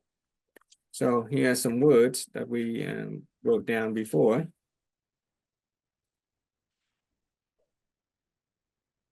Whereas the inner being is our true self, our true nature, our Buddha nature, our God nature even. I'll explain why it's a God nature. Our human nature, okay, is also called our ego. These are terminology that we go by. You notice somebody say, I have a big ego, or that guy has a big ego. Right? Usually when the person has a big ego, some part of, they have very strong desire, they tend to be very obstinate, for instance, very prideful, right? Somebody has a big ego when we say about that. It has to do with a human nature. A person is strongly residing in their human nature circle. Okay. Okay.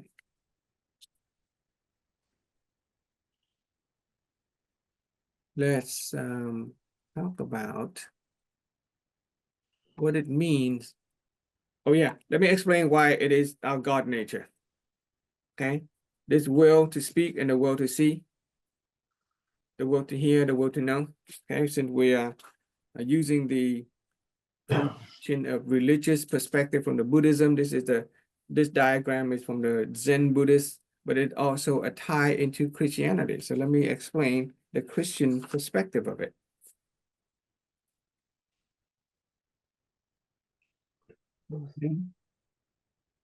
In the Bible, especially in I think the Bible written by John, St. John, it was written in the Greek language. It says that in the beginning,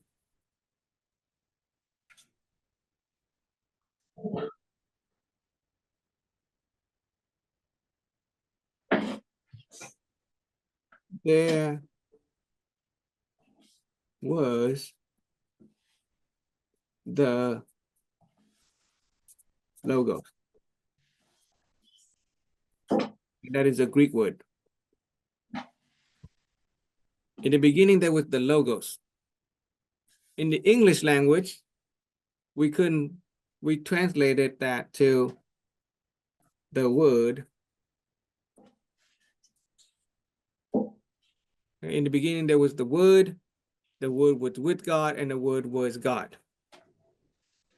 That is a quote from line 1 of the Bible according to John. But that is a narrow understanding of the word logos from the Greek language. Logos is the will, has a greater definition and meaning in the Greek language than just the word. So the logos is the will. Okay, in the Bible, according to John, what it really said that in the beginning there was the will. Okay, the will was with God, the will was God. And then you look at Genesis, God spoke. Okay, God said, let there be light, and there was light.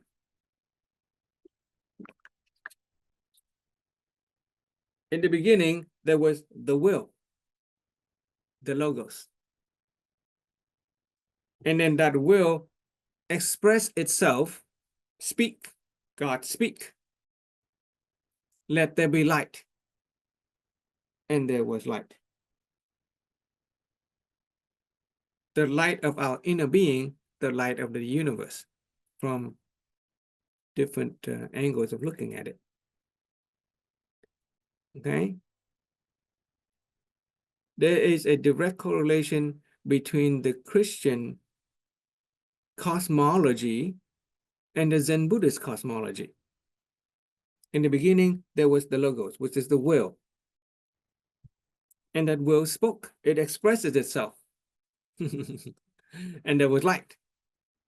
And it's, scientists nowadays say the Big Bang. But even before the Big Bang, this is a study of the human nature.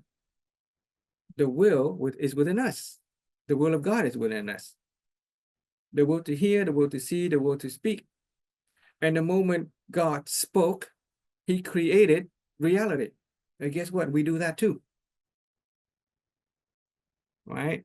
Just like the interaction that we had yesterday, when we speak, we create our mental images that give rise to our reality. The person who speaks a lot of negativity, guess what their reality look like? Very negative. A person who speaks a lot of positivity, a lot of loving words, a lot of peaceful words about ourselves, about other people, guess what? That person has a reality that reflects peace and happiness and love. So as human beings, we speak. We have the will to speak, and it is our true nature. It does not change. What we say change, what we speak comes out as positive or negative, but the nature of speaking does not change, because that is our true nature. And once we recognize that true nature, we also recognize that is our God nature. We are created in the image of God, according to the Bible. Okay, that is a religious perspective we're using here. This diagram is a Zen Buddhist diagram, but it explains the Christian Bible. Previously, we just read the Bible. We haven't quite understood what it means when it say, in the beginning there was the Word was with God, the Word was God, the Word was made flesh, and that was the body of the person of Jesus Christ, and that's fine. It is Jesus Christ is the expression of God's will. Okay, the whole world creation is an expression of God's will when God speaks. Okay, so what's the purpose of talking about the truth part? Okay, what's the value of the truth, and why does Jesus say that you will know the truth and the truth will set you free? So let me and how does the study on the human nature help us become free? Okay, free from suffering, free from those positive and negative polarity.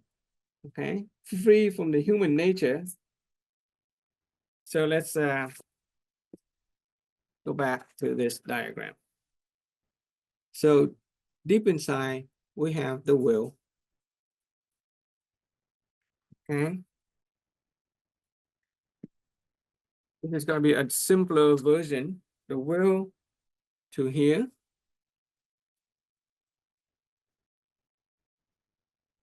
the will to see, the will to say or speak, and the will to know. Okay. All of that is wrapped up in a circle of radiant aura.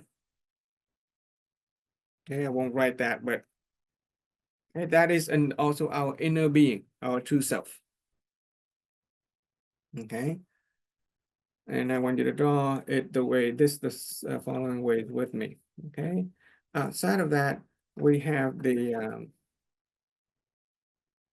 circle, but not a complete circle. Let me, the way you draw it like this for me. Just leave a little bit of space. And you draw another line like that outside.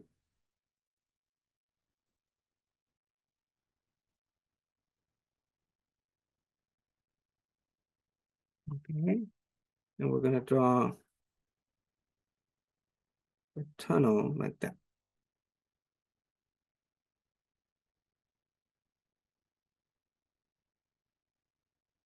Okay. Okay, remember the inside part is our true self. Okay.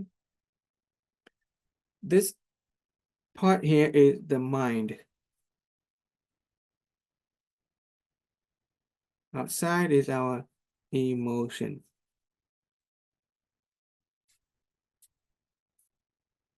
Okay. The mind can also be called our personality or our ego. Let's use our ego. Ego. Okay, the emotions are our feelings. Okay.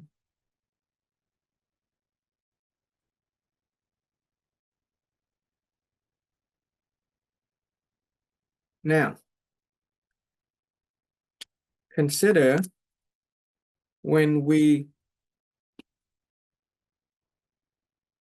encounter some information from the outside, that we're going to call it a message. The word information has a different connotation when we learn about the reality triangle. So this is a message. When we encounter another person, when somebody says something to us, or we hear the news, we receive some information.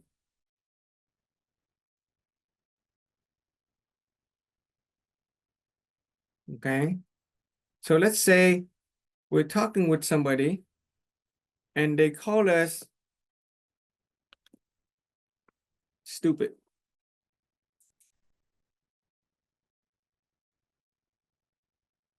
Okay, stupid. You're stupid.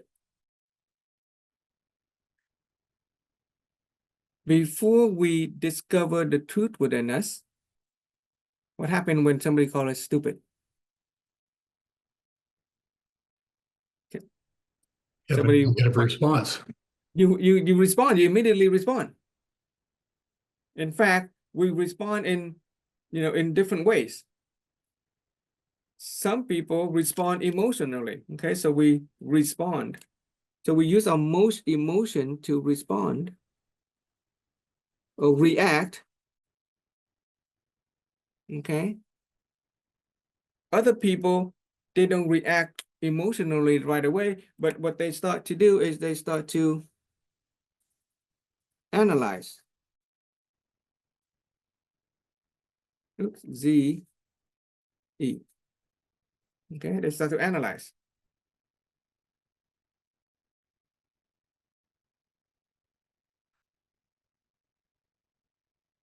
And remember that in the human construct, our emotion and our mind has a positive and negative polarity.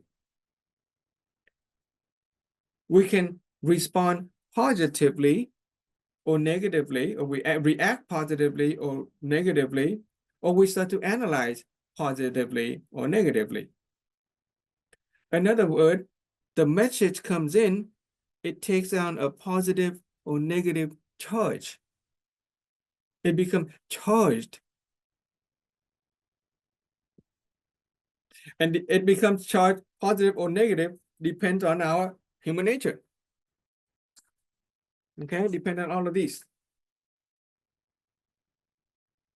In fact, the focus of human nature, let's write down the focus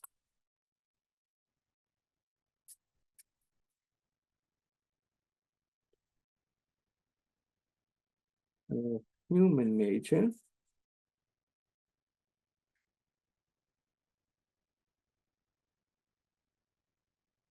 is, let's use a different one,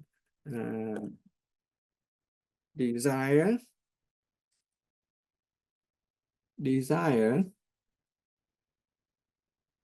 and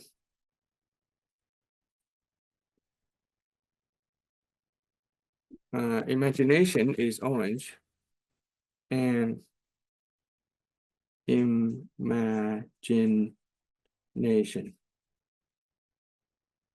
The focus of human nature is desire and imagination. Okay. It is our desire and imagination about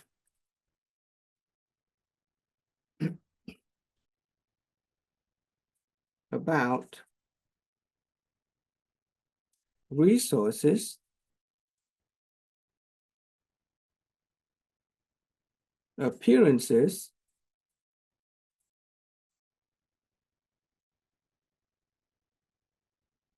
identity,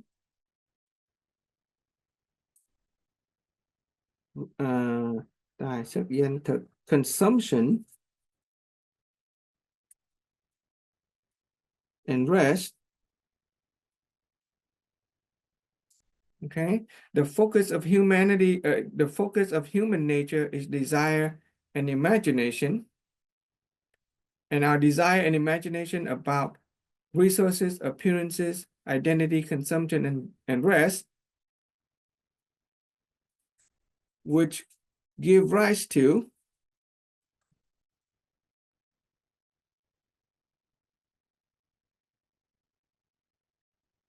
the rest of the other ones, which are the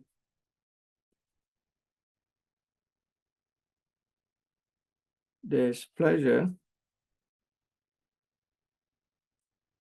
ignorance,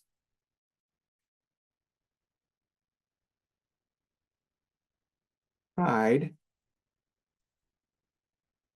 skepticism, ethic, and judgment.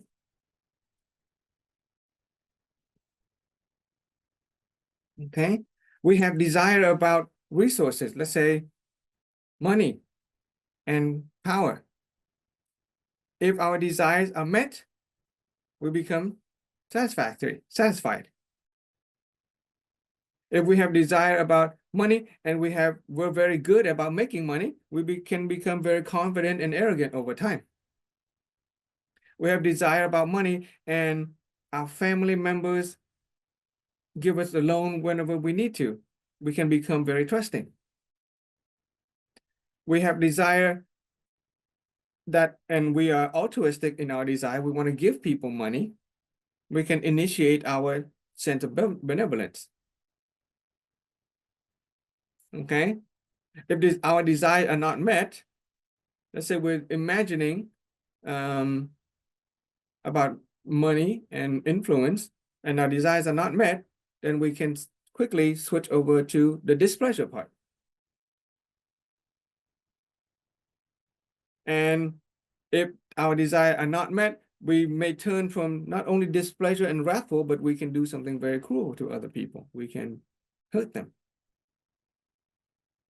And so desire and imagination about resources, appearance, identity, consumption, and rest will give rise to ignorance, displeasure, ignorance, pride, skepticism, ethic, and judgment. See how human nature works?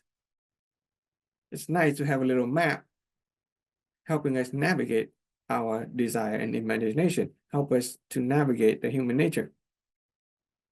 Okay, we're constantly fluctuating between positive and negative, but when our desire are met or not met, it gives rise to all the other human natures. And that is referred to as taking on a positive or negative charge. So when somebody calls us stupid, and our desire, if we're the kind of person who desire to be our sense of identity, if we have a strong desire for identity and we would like people to consider us, let's say, wise and knowledgeable, right? We may have experience in life, we may have succeeded. We want people to identify us as being successful, as being wise and smart. That is our desire and our identity. But somebody called us stupid, ooh, and immediately we may react with some kind of emotion. It could be negative. On the other hand, if let's say we are a clown at a circus, okay, and you're trying to make somebody laugh with your stupid jokes and your stupid acts, you're still desiring, you still have imagination about your sense of identity, but instead of being a successful business person, a wise person, our identity is now that of a clown. So being called stupid, if you call a clown stupid, the clown may actually enjoy it. He may take pride in knowing that other people have acknowledged him for acting stupidly, because that's what he's trying to do. And so that also takes on a positive or negative charge in terms of emotion. For some people, instead of reacting emotionally, they start to think. When somebody calls you stupid, you say, what is that person? Why does that person call me stupid? Do they really mean it? Are they trying to insult me? They start to think and think and think. And that takes on a positive or negative charge as well. The mind will do that. And over time, throughout our lives, we receive message from other people, from the news, from simply seeing or hearing, right? It is our seeing and our hearing. It is not our true hearing or seeing, it is our reception. It is the human nature part that we receive information. It is our imagination. It is the human nature, our reception and our imagination as we take in information and message, and it takes on an emotional charge or a mental charge, positive and negative, and we suffer. And we suffer. Right? Yeah, that's why human beings suffer. So how do you free yourself from suffering? Jesus said that you will know the truth and the truth will set you free. How can we set ourselves free by knowing the truth? It's actually right here. Eliminate the emotions and let it go to your mind. You can become serene. So to free ourselves from suffering, all we need to do is recognize that a message is simply a message. When somebody says stupid, all you need to know is, oh, S-T-U-P-I-D. That's it. We don't let it charge with a positive or negative emotion. We don't need to take pride in it. We don't need to feel bad about it. It is just S-T-U-P-I-D. We don't need to think about it even more. We don't need to think about what that person is thinking, what they're trying to do, or they're trying to insult us, or they're trying to make fun of us. We don't need to charge it with our mental energy, nor do we need to charge with our emotional energy. We don't need to charge it with our positive and negative electromagnetic energy. We just let it go straight into our inner being. We simply hear it and we see it. When we recognize that our true nature, we have this will to hear and the will to see. I am already always hearing, and I'm already always seeing. Just focus on that part. And then STUP comes in, okay, I hear it, I see it, and that's it.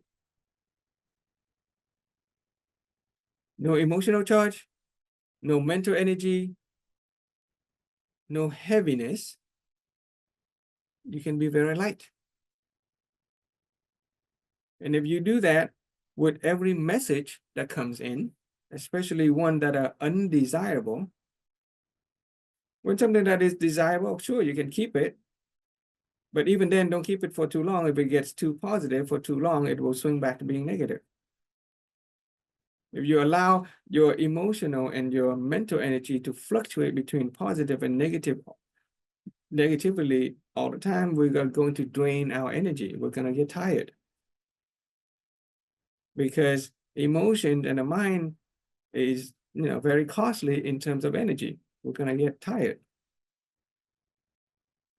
So instead of letting it charge, positive or negative, you just let it come in because it is just a message. Essentially, it is empty. Okay? What this is empty. What it is, whether it's a pen or a bone, that it comes from within our mind and our emotion. It only becomes a pen when it passed through the outer layer, when it passed through the emotion and the mind. But if it comes in bypassing the emotion and mind, it comes straight in, then all I know is, oh, I see. That's it. I see.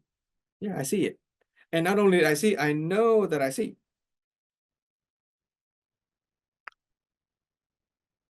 And so you go back to the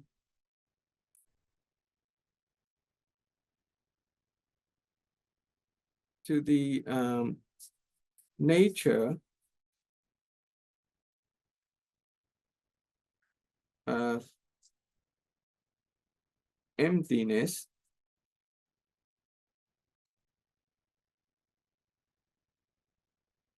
of all things.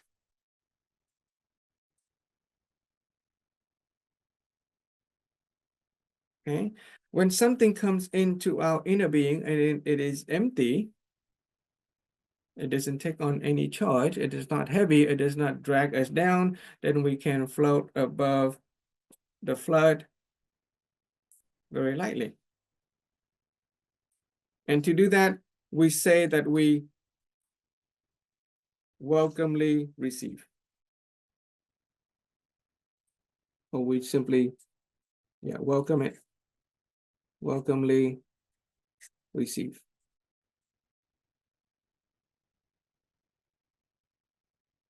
Okay? It is our emotion that react. It is our mind that analyze, but it is our true self that welcomely receive a message. We receive it.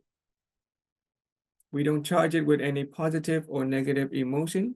We don't charge it with a positive, negative mental energy. We just welcomely receive.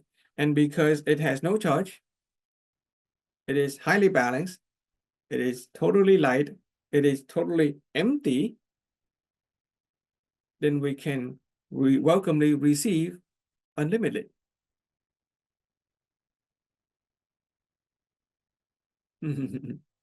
Right? We can receive unlimited. Doesn't matter what people say to us.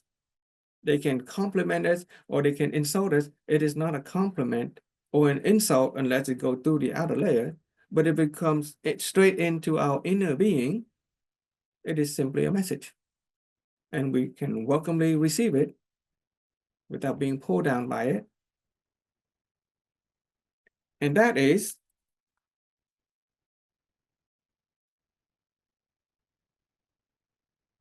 serenity, or inner peace.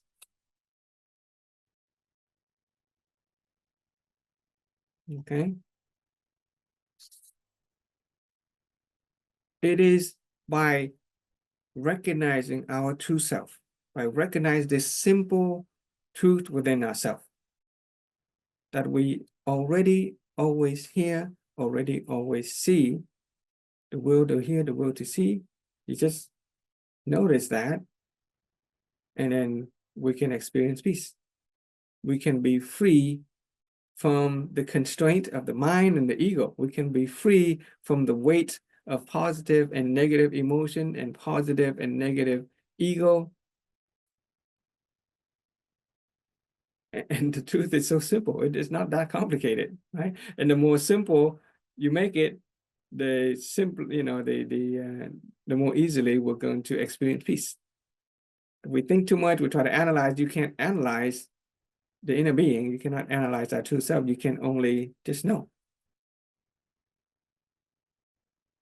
And once you receive things welcomely without any positive and negative charge, then what we say is also very balanced and very light. Okay, what we hear and what we see, if there's no positive or negative charge, then what we know is very balanced, and what we say is also very light, and it is very authentic as well. And authenticity is saying things as it is. That's authenticity. That is a character of authenticity. By the benefit of being able to access our true nature, our true self, our inner being, by recognizing this truth within ourselves, the benefit is inner peace, which is serenity, and the benefit is that we can express ourselves authentically. It is the third candle in our house of holistic health. Okay.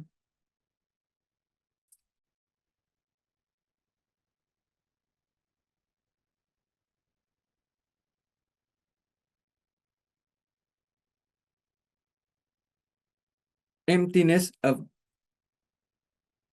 that's called emptiness of being. Okay.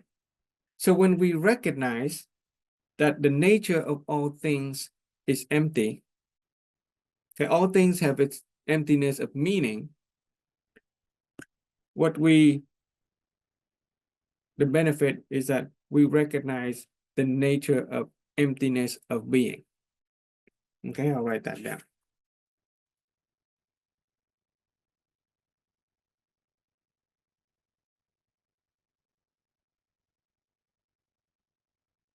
So we're talking about human nature, okay? And we're talking about our true nature.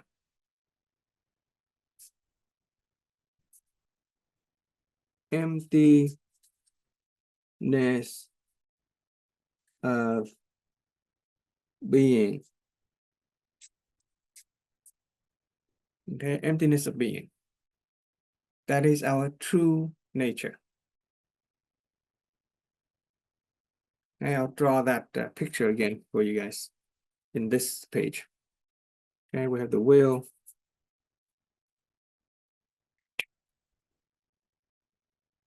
Will to hear. Vincent, were you able to hear the entire interaction while you were away from the camera? Or did you miss the important part? Did you get the part how we get to serenity, how we get to peace? Do you need me to repeat that? Go ahead and unmute Vince, if you want me to repeat that. Okay. Do you want me to repeat that part, or did you hear it?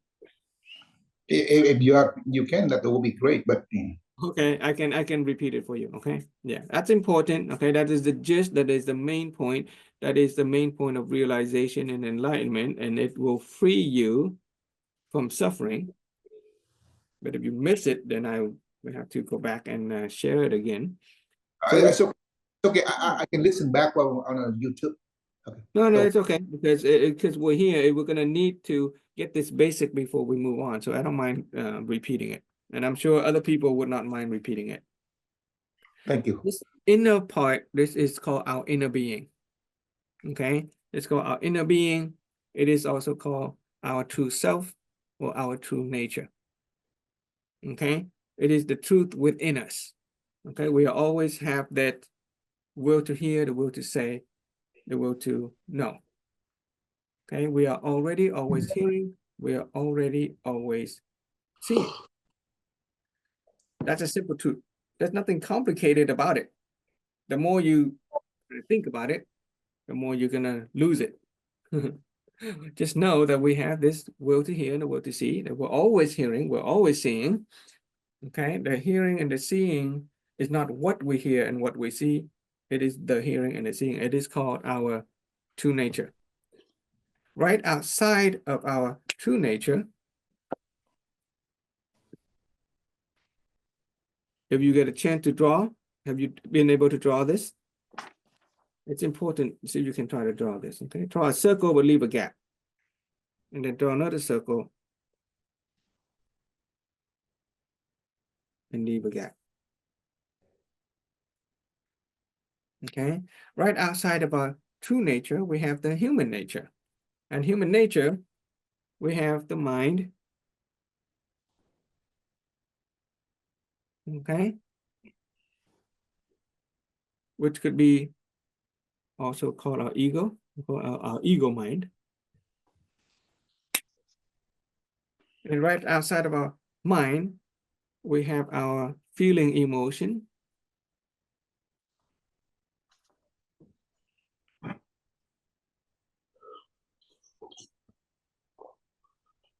Okay. Now, we're going to draw a little bit of a tunnel from the inner being.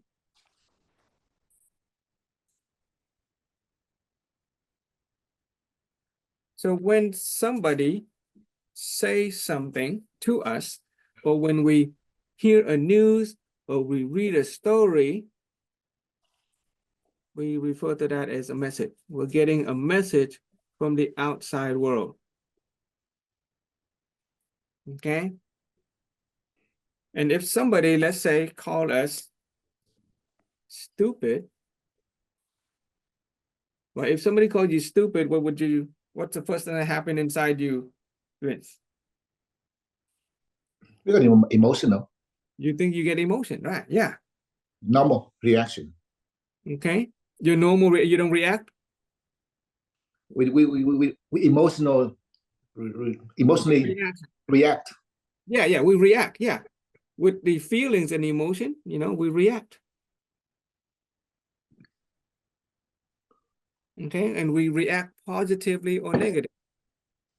And we said earlier that the focus of human nature is desire and imagination about resources, appearances, identity, consumption, and rest, would give rise to displeasure, ignorance, pride, skepticism, ethic, and judgment. Oops. Judgment.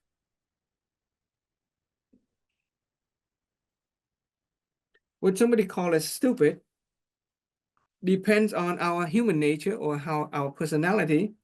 We may be the kind of person who have a desire for a certain identity. We may want other people to identify us as a person of wisdom or smart. But somebody calls us stupid, it does not satisfy our desire to be identified as smart. We may switch from desire to displeasure, wrath. We may get angry. Okay, we go negative. Or if we're a clown and we're trying to act stupid so that people would enjoy the show at the circus or something, if we identify ourselves as a identity, okay, if I identify ourselves as a clown and we're trying to act stupid and other people go, yeah, that's stupid, then we may find pleasure in it. Our pride may go up. We may be confident and, we're very proud about acting stupid. Some people don't react emotionally, but instead they analyze.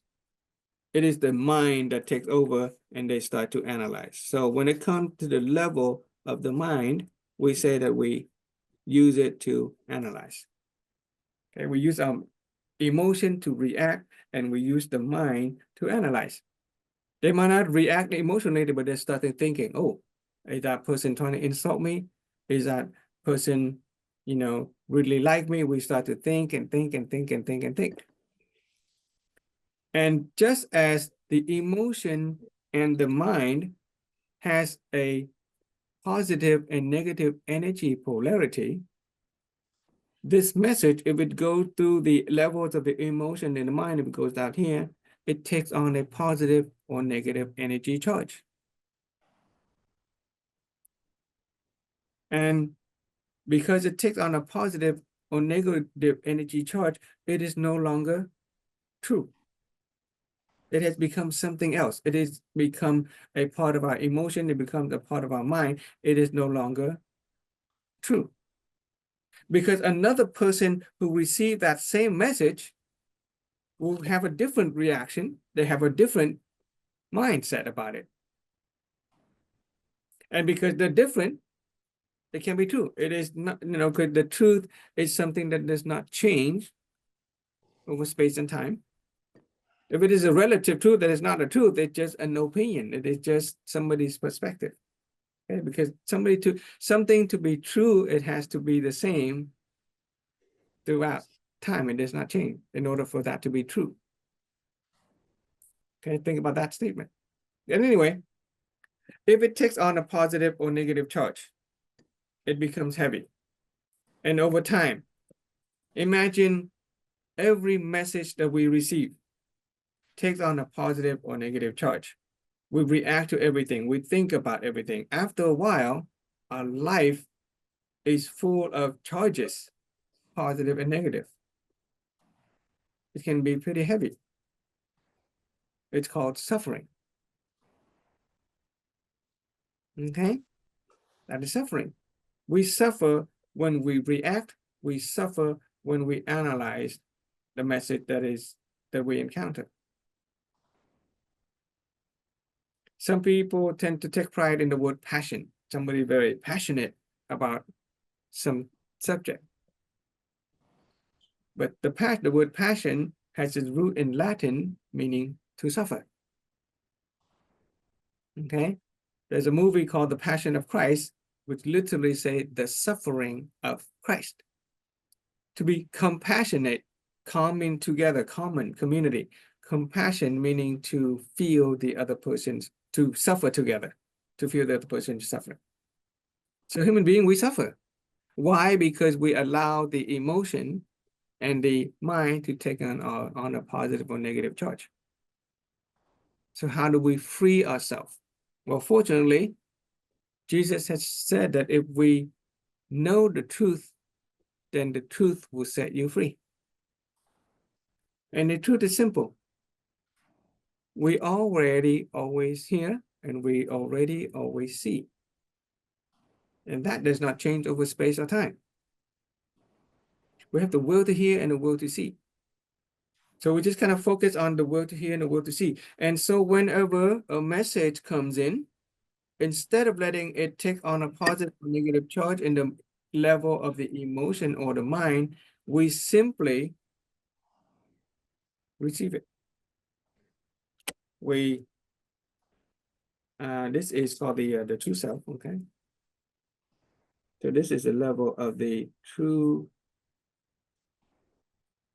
self or our true nature or our inner being, okay?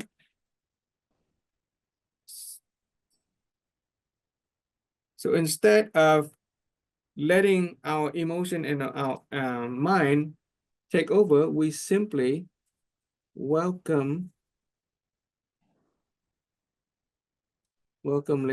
receive it. So somebody call us stupid, we simply know that it is stupid. Okay, I hear the word stupid. I see it written as the word stupid. You just welcomely receive it.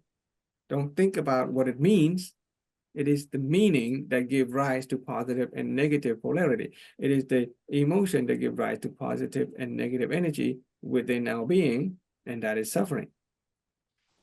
In fact, when somebody say something like you're stupid, not only do we recognize that it's simply a message, what we want to do is focus on the true self. The fact that I hear and I see, and that's it. Just Frank, as when we are sorry, looking at this, Frank, sorry, I'm interrupting you. And there is a question. yeah, You mentioned, okay, somebody sent a message as a stupid, right? Mm. With that logic, you're making definition regarding of feeling, emotion, and analyze. If the message is not a stupid, something different, it means somebody sent a message, your best friend or one relative in your family is die. mhm. And then immediately your body or your mind is you're feeling emotional, right? Okay, the And message is how stupid. you gonna describe that one? Okay, so instead of stupid, the message is somebody died. Okay, somebody died.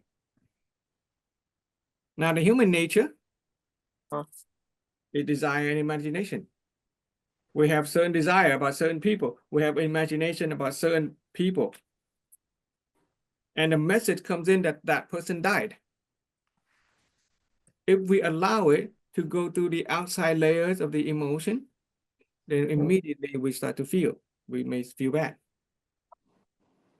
Or we start to think, oh my God, I haven't had a chance to meet this person, and yada, yada, yada, yada. You come up with the story, and the more story that you come up with, the more emotion that you charge it with, the heavier it gets, the more we get entrapped by it. Right? That is human nature. We do it all the time. If the moment we receive any message, we either react or we analyze it. And we react in a positive or negative way. We analyze it in a positive or negative way. And so we go from desire into all the other ones. We may become wrathful. We got angry. We may become inferior. We start to doubt our meanings in life. And it's called suffering. Did you get that? It is the emotion and the mind that is the source of our suffering. It is not what outside, it's not what happened. It's not what happened that causes the suffering. It is the stuff that's going on inside. Just as, what is this? It is nothing. It has no meaning until we, using our own feeling and emotion, decide what it is. We decide what, whether it's a useful pen or it's simply a useless toy or whatever. So when a message comes in, somebody has died. If we let our mind and our imagination attach to that message, then it becomes heavy. It drags us down. We suffer. Fortunately, the sages have taught us that in order to free yourself, all you got to know is the truth. You will know the truth, and the truth will set you free. And what is the truth? The truth is, I hear, I see, that's it. I hear the message that somebody's died. I see the message that somebody's died, and that's it. And even better, I simply hear and I simply see. You start to pay attention to the hearing and the seeing, without attaching a positive or negative emotion or positive and negative ego mind analysis to it. And when the message comes in with no positive or negative energy charge, it is just a message. It is empty. The message itself is empty when our inner being is empty.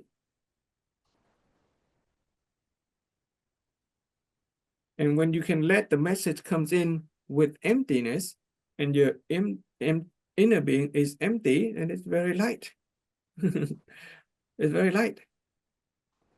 If we allow it to charge with negative or positive emotion, negative or positive analysis, it takes on a charge, it becomes heavy. It weighs us down. But if we recognize the truth within us is that I am just hearing, I'm always hearing, and I'm seeing, and I'm always seeing, and it doesn't matter what message comes in, I'm already always hearing, and I'm already always seeing, and a message is just a message. And with that, you can be free of suffering. You can feel the lightness of being. You experience inner peace.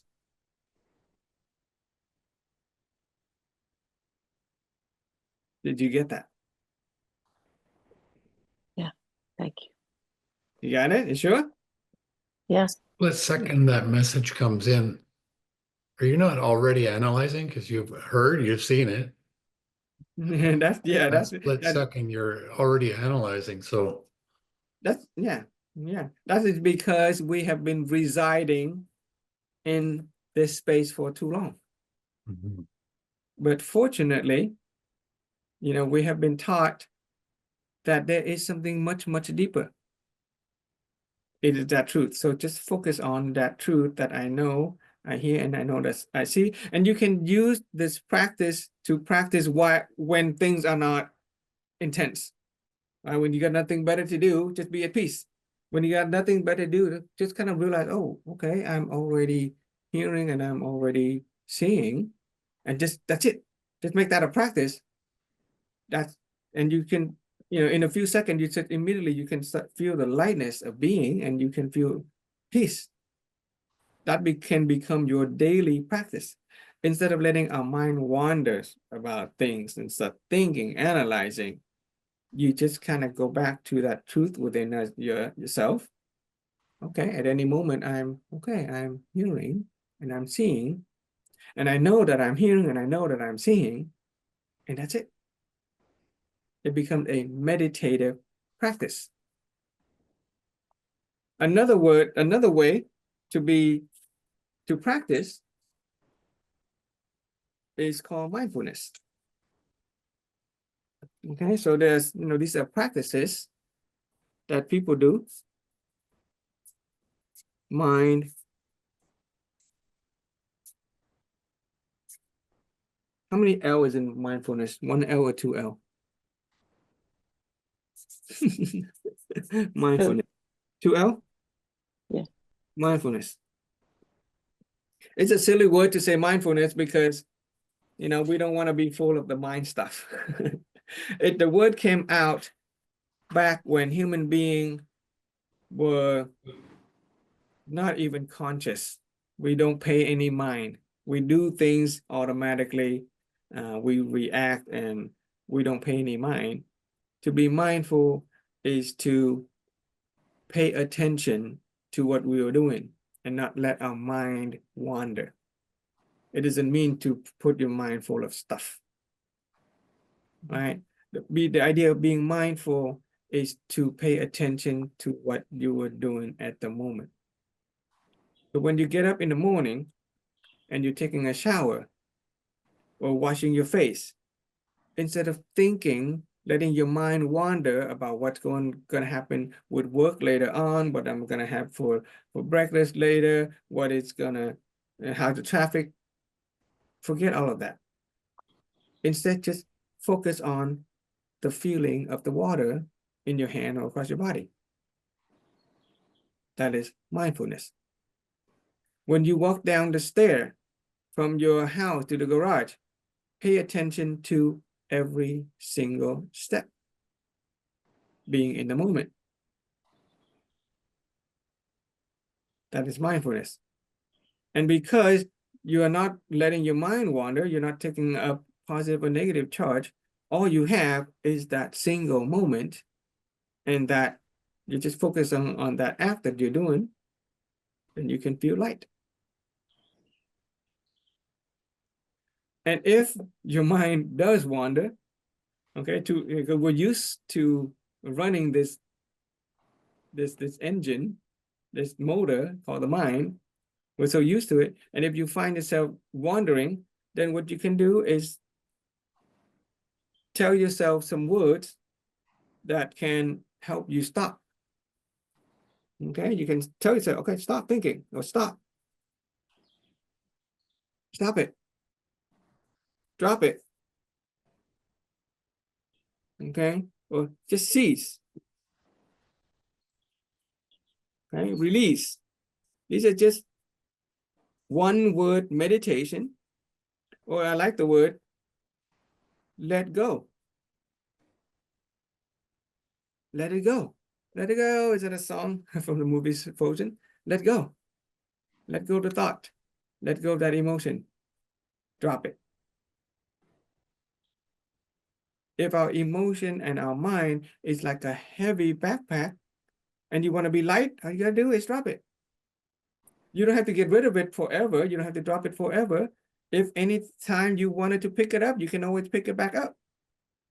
It becomes a choice, a conscious choice to use your mind when you want to. It becomes a conscious choice to think when you want to.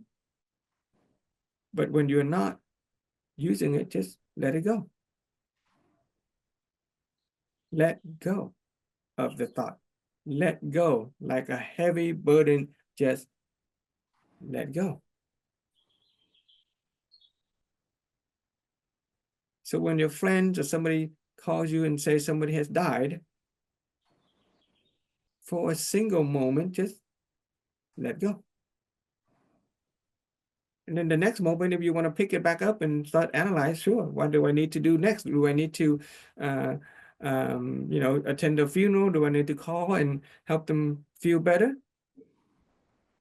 Then it becomes a conscious choice, and you have more power. You have more clarity. The benefit of inner peace or emptiness of being. Okay, there are many benefits of emptiness of being. One of them is serenity, which is inner peace. You feel light. You're not burdened by emotion and the mind. Another benefit is clarity. If we give yourself that space of emptiness, then the next decision or the next thought or the next expression will be one that comes from emptiness, comes from clarity, instead of coming from emotion and the mind. Do you notice that when a person reacts, their behavior, their expression, their action tend to be negative, right? We tend to make mistake when we act out of emotion.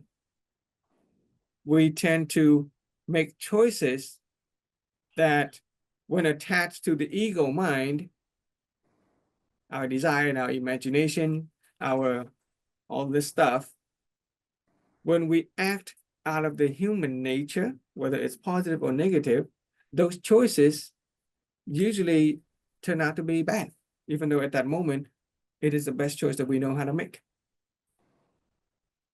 But if we allow ourselves a moment of emptiness, we get clarity. And then whatever thing we say or whatever thing that we do that comes next, if it arises out of emptiness, if it arises out of serenity and inner peace, it will arise out of authenticity and clarity, and they will usually be better choices.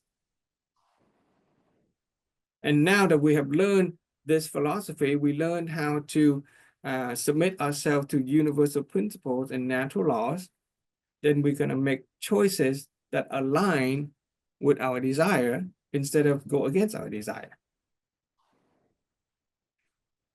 If we want inner peace, if we want good health, then we're going to say things and do things that will be detrimental to our health or our peace. When we receive a message and we allow ourselves a space of emptiness, then we're going to be able to make choices that will still align with our ultimate desire of health and happiness. Did you get that? So the benefit of emptiness of being is vast. And not only it enables us to make wonderful, positive choices that align with our desire, it has the benefit of balancing our mental, spiritual, and physical body.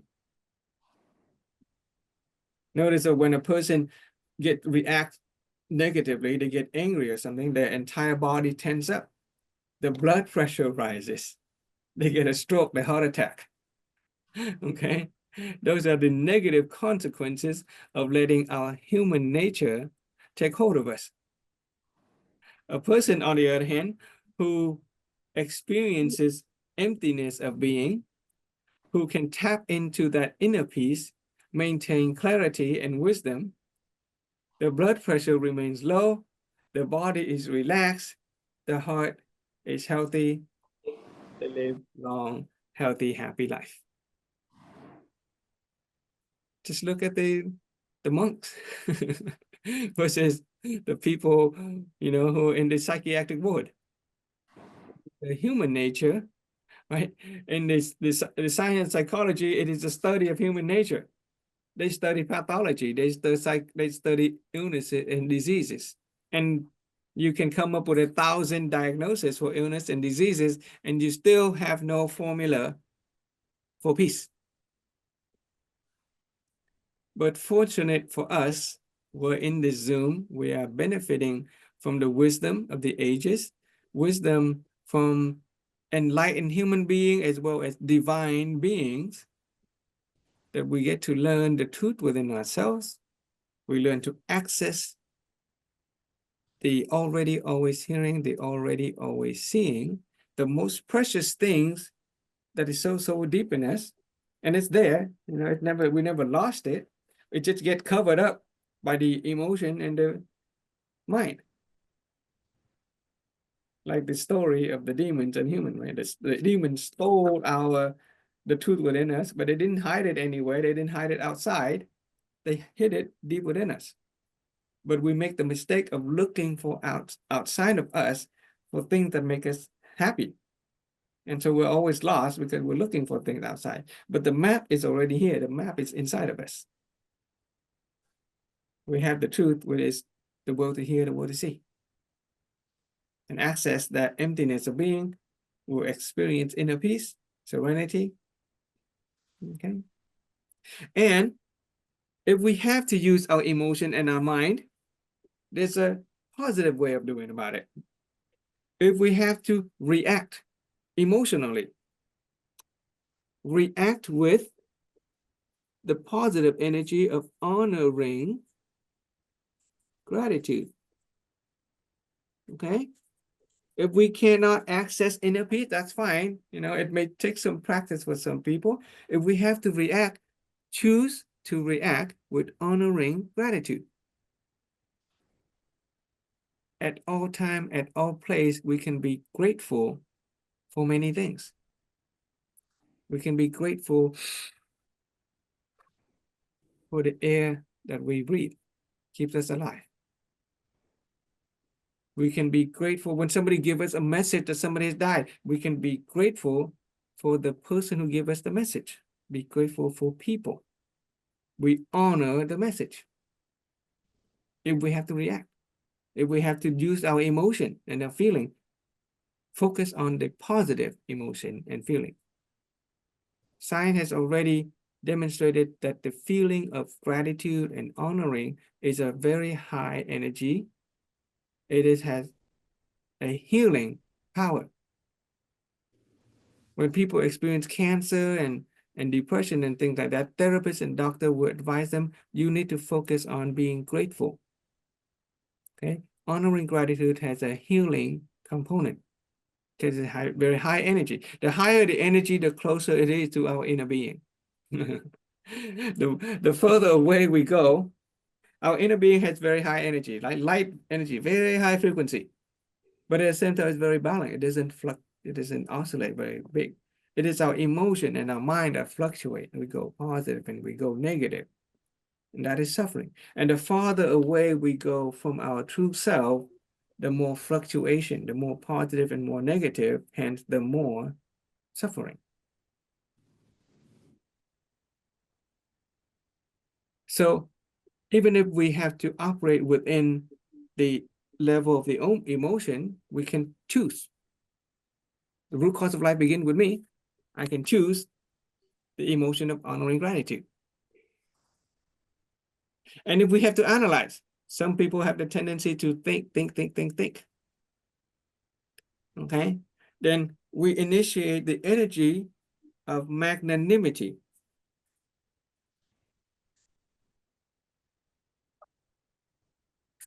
When we analyze and we think about how to become accepting, think about how to become tolerant, think about how to be generous and magnanimous. The word magnanimity means a great spirit. Magnanimous. Animus is spirit. Magna means great or big. Right? When you magnify something, you make it big. When we look at another person, see if we can magnify the good within them. If somebody calls us stupid, instead of focusing on the negative thoughts, find some positivity about that person and magnify it. Use your mind to magnify the good within another person, if you have to use the mind. But if you don't, if you can actually bypass the emotion and the mind, then the inner being, we simply welcomely receive it of our true self. Any question or impression? That is a second system of reference that we have touched upon. Okay, yesterday with the root cause of formula, the root cause of life formula. That is the scientific approach to human life and experience. Okay, we are trying to operate on the law of causality, which is a natural law. It is God's will that causality exists. Okay, for those who submit to the will of God, if you submit to the law of causality, if we obey universal principles and natural law, then we are essentially one who submit to the will of God. Yesterday, we used the formula for root cause of life, which is a reference system of the scientific. Today, we have just used the religion and spirituality approach to causality, to how to plant the good inner seed within us so that that seed will ultimately bear fruit. Good inner seed within us will bear fruit and give us the kind of life that we want, a life, health, and happiness. We already access inner peace. To be healthy and happy, go positive. Okay, spend more time being altruistic. Spend more time being satisfied. Spend more time with clarity and wisdom. Spend more time being trusting and benevolent, and spend more time being open-minded. Being positive will get us more positivity in life. The inner being, the inner seed, is within us.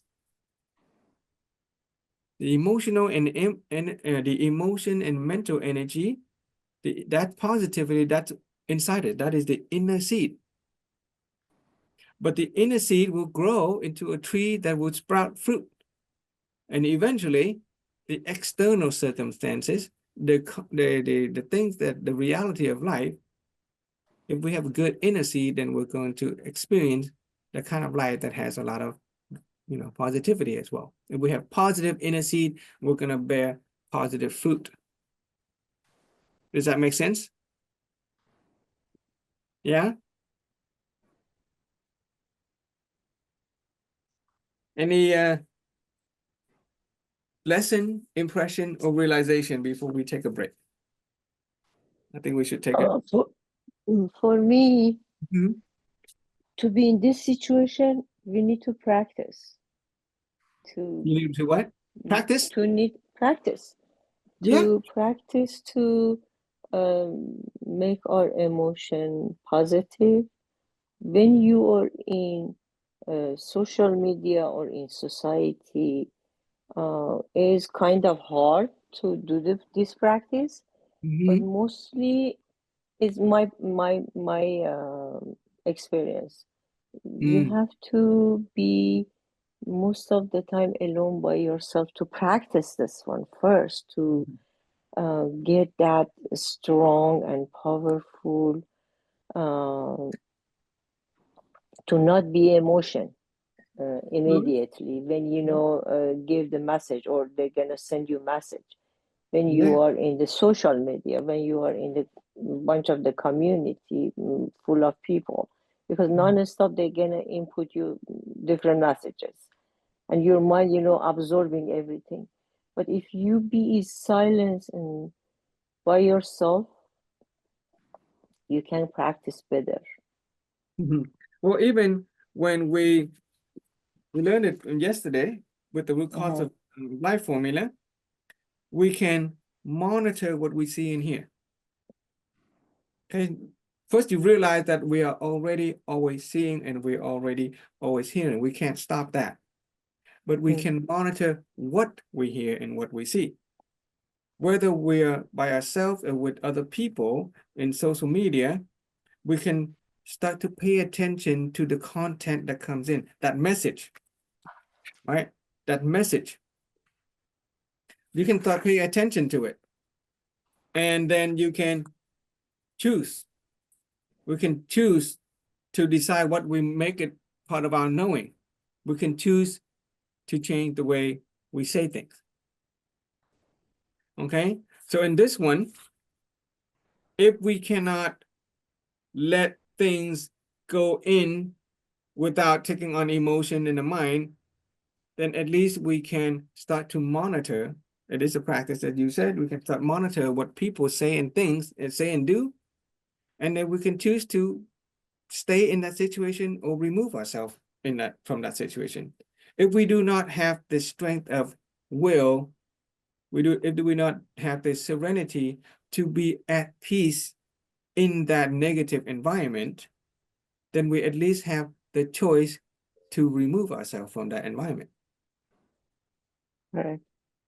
Right? If you have achieved a level when you have the energy of wisdom, we'll talk later about the energy of wisdom, where you can be at peace in any circumstances, then whatever message that comes in, regardless of social media or the news media, regardless of what they say or do, everything comes in empty.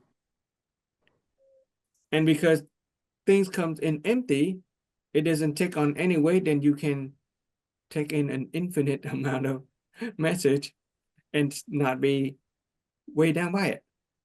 But if we haven't reached that level, if our energy level, our internal inner being is not at a level where we can experience inner peace amidst negative circumstances, then we can choose to change or monitor. Okay, we monitor what we hear and see. Is that good for us? We identify our desire at this moment. What do I really want? Do I really want to be dragged down by negativity, or do I want health and happiness and serenity? Then we can change our situation. We can move into another location, say, no, thank you. I don't want to hear that anymore.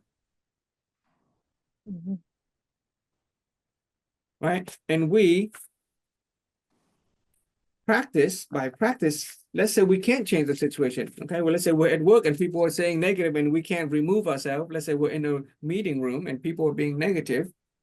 In order to protect ourselves, we can initiate magnanimity. Mm. Be generous with other people, be tolerant, just let them be. They're just human beings like us. They have not been taught or they have not discovered the truth within themselves just yet. So they're still stuck in their mind and their emotion. The human nature is as opposed to their true nature. So you can be magnanimous to other people. And when it's come time for you to speak in a meeting or whatever, even if they are negative, use words of gratitude. Honor people's presence. But those are practices. Later on, after the break, we're going to go even a little deeper in terms of the human construct and explain, okay? We will explain why some people attract negativity, negative fortune into their life, why some people encounter more positive fortune into their lives, and why some people get this truth within themselves more simply than other people. Because it has to do with the 3 blocks of spiritual energies. Okay, the 3 blocks of spiritual energy that is in our human construct. Beside from our physical body, our mind and emotion, and our true self, we have this spiritual slash intellectual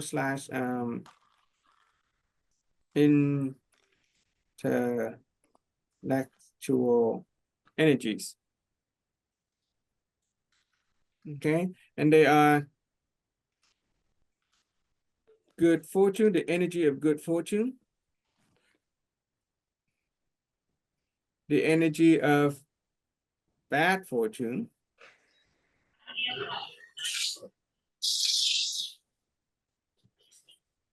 and the energy of merit.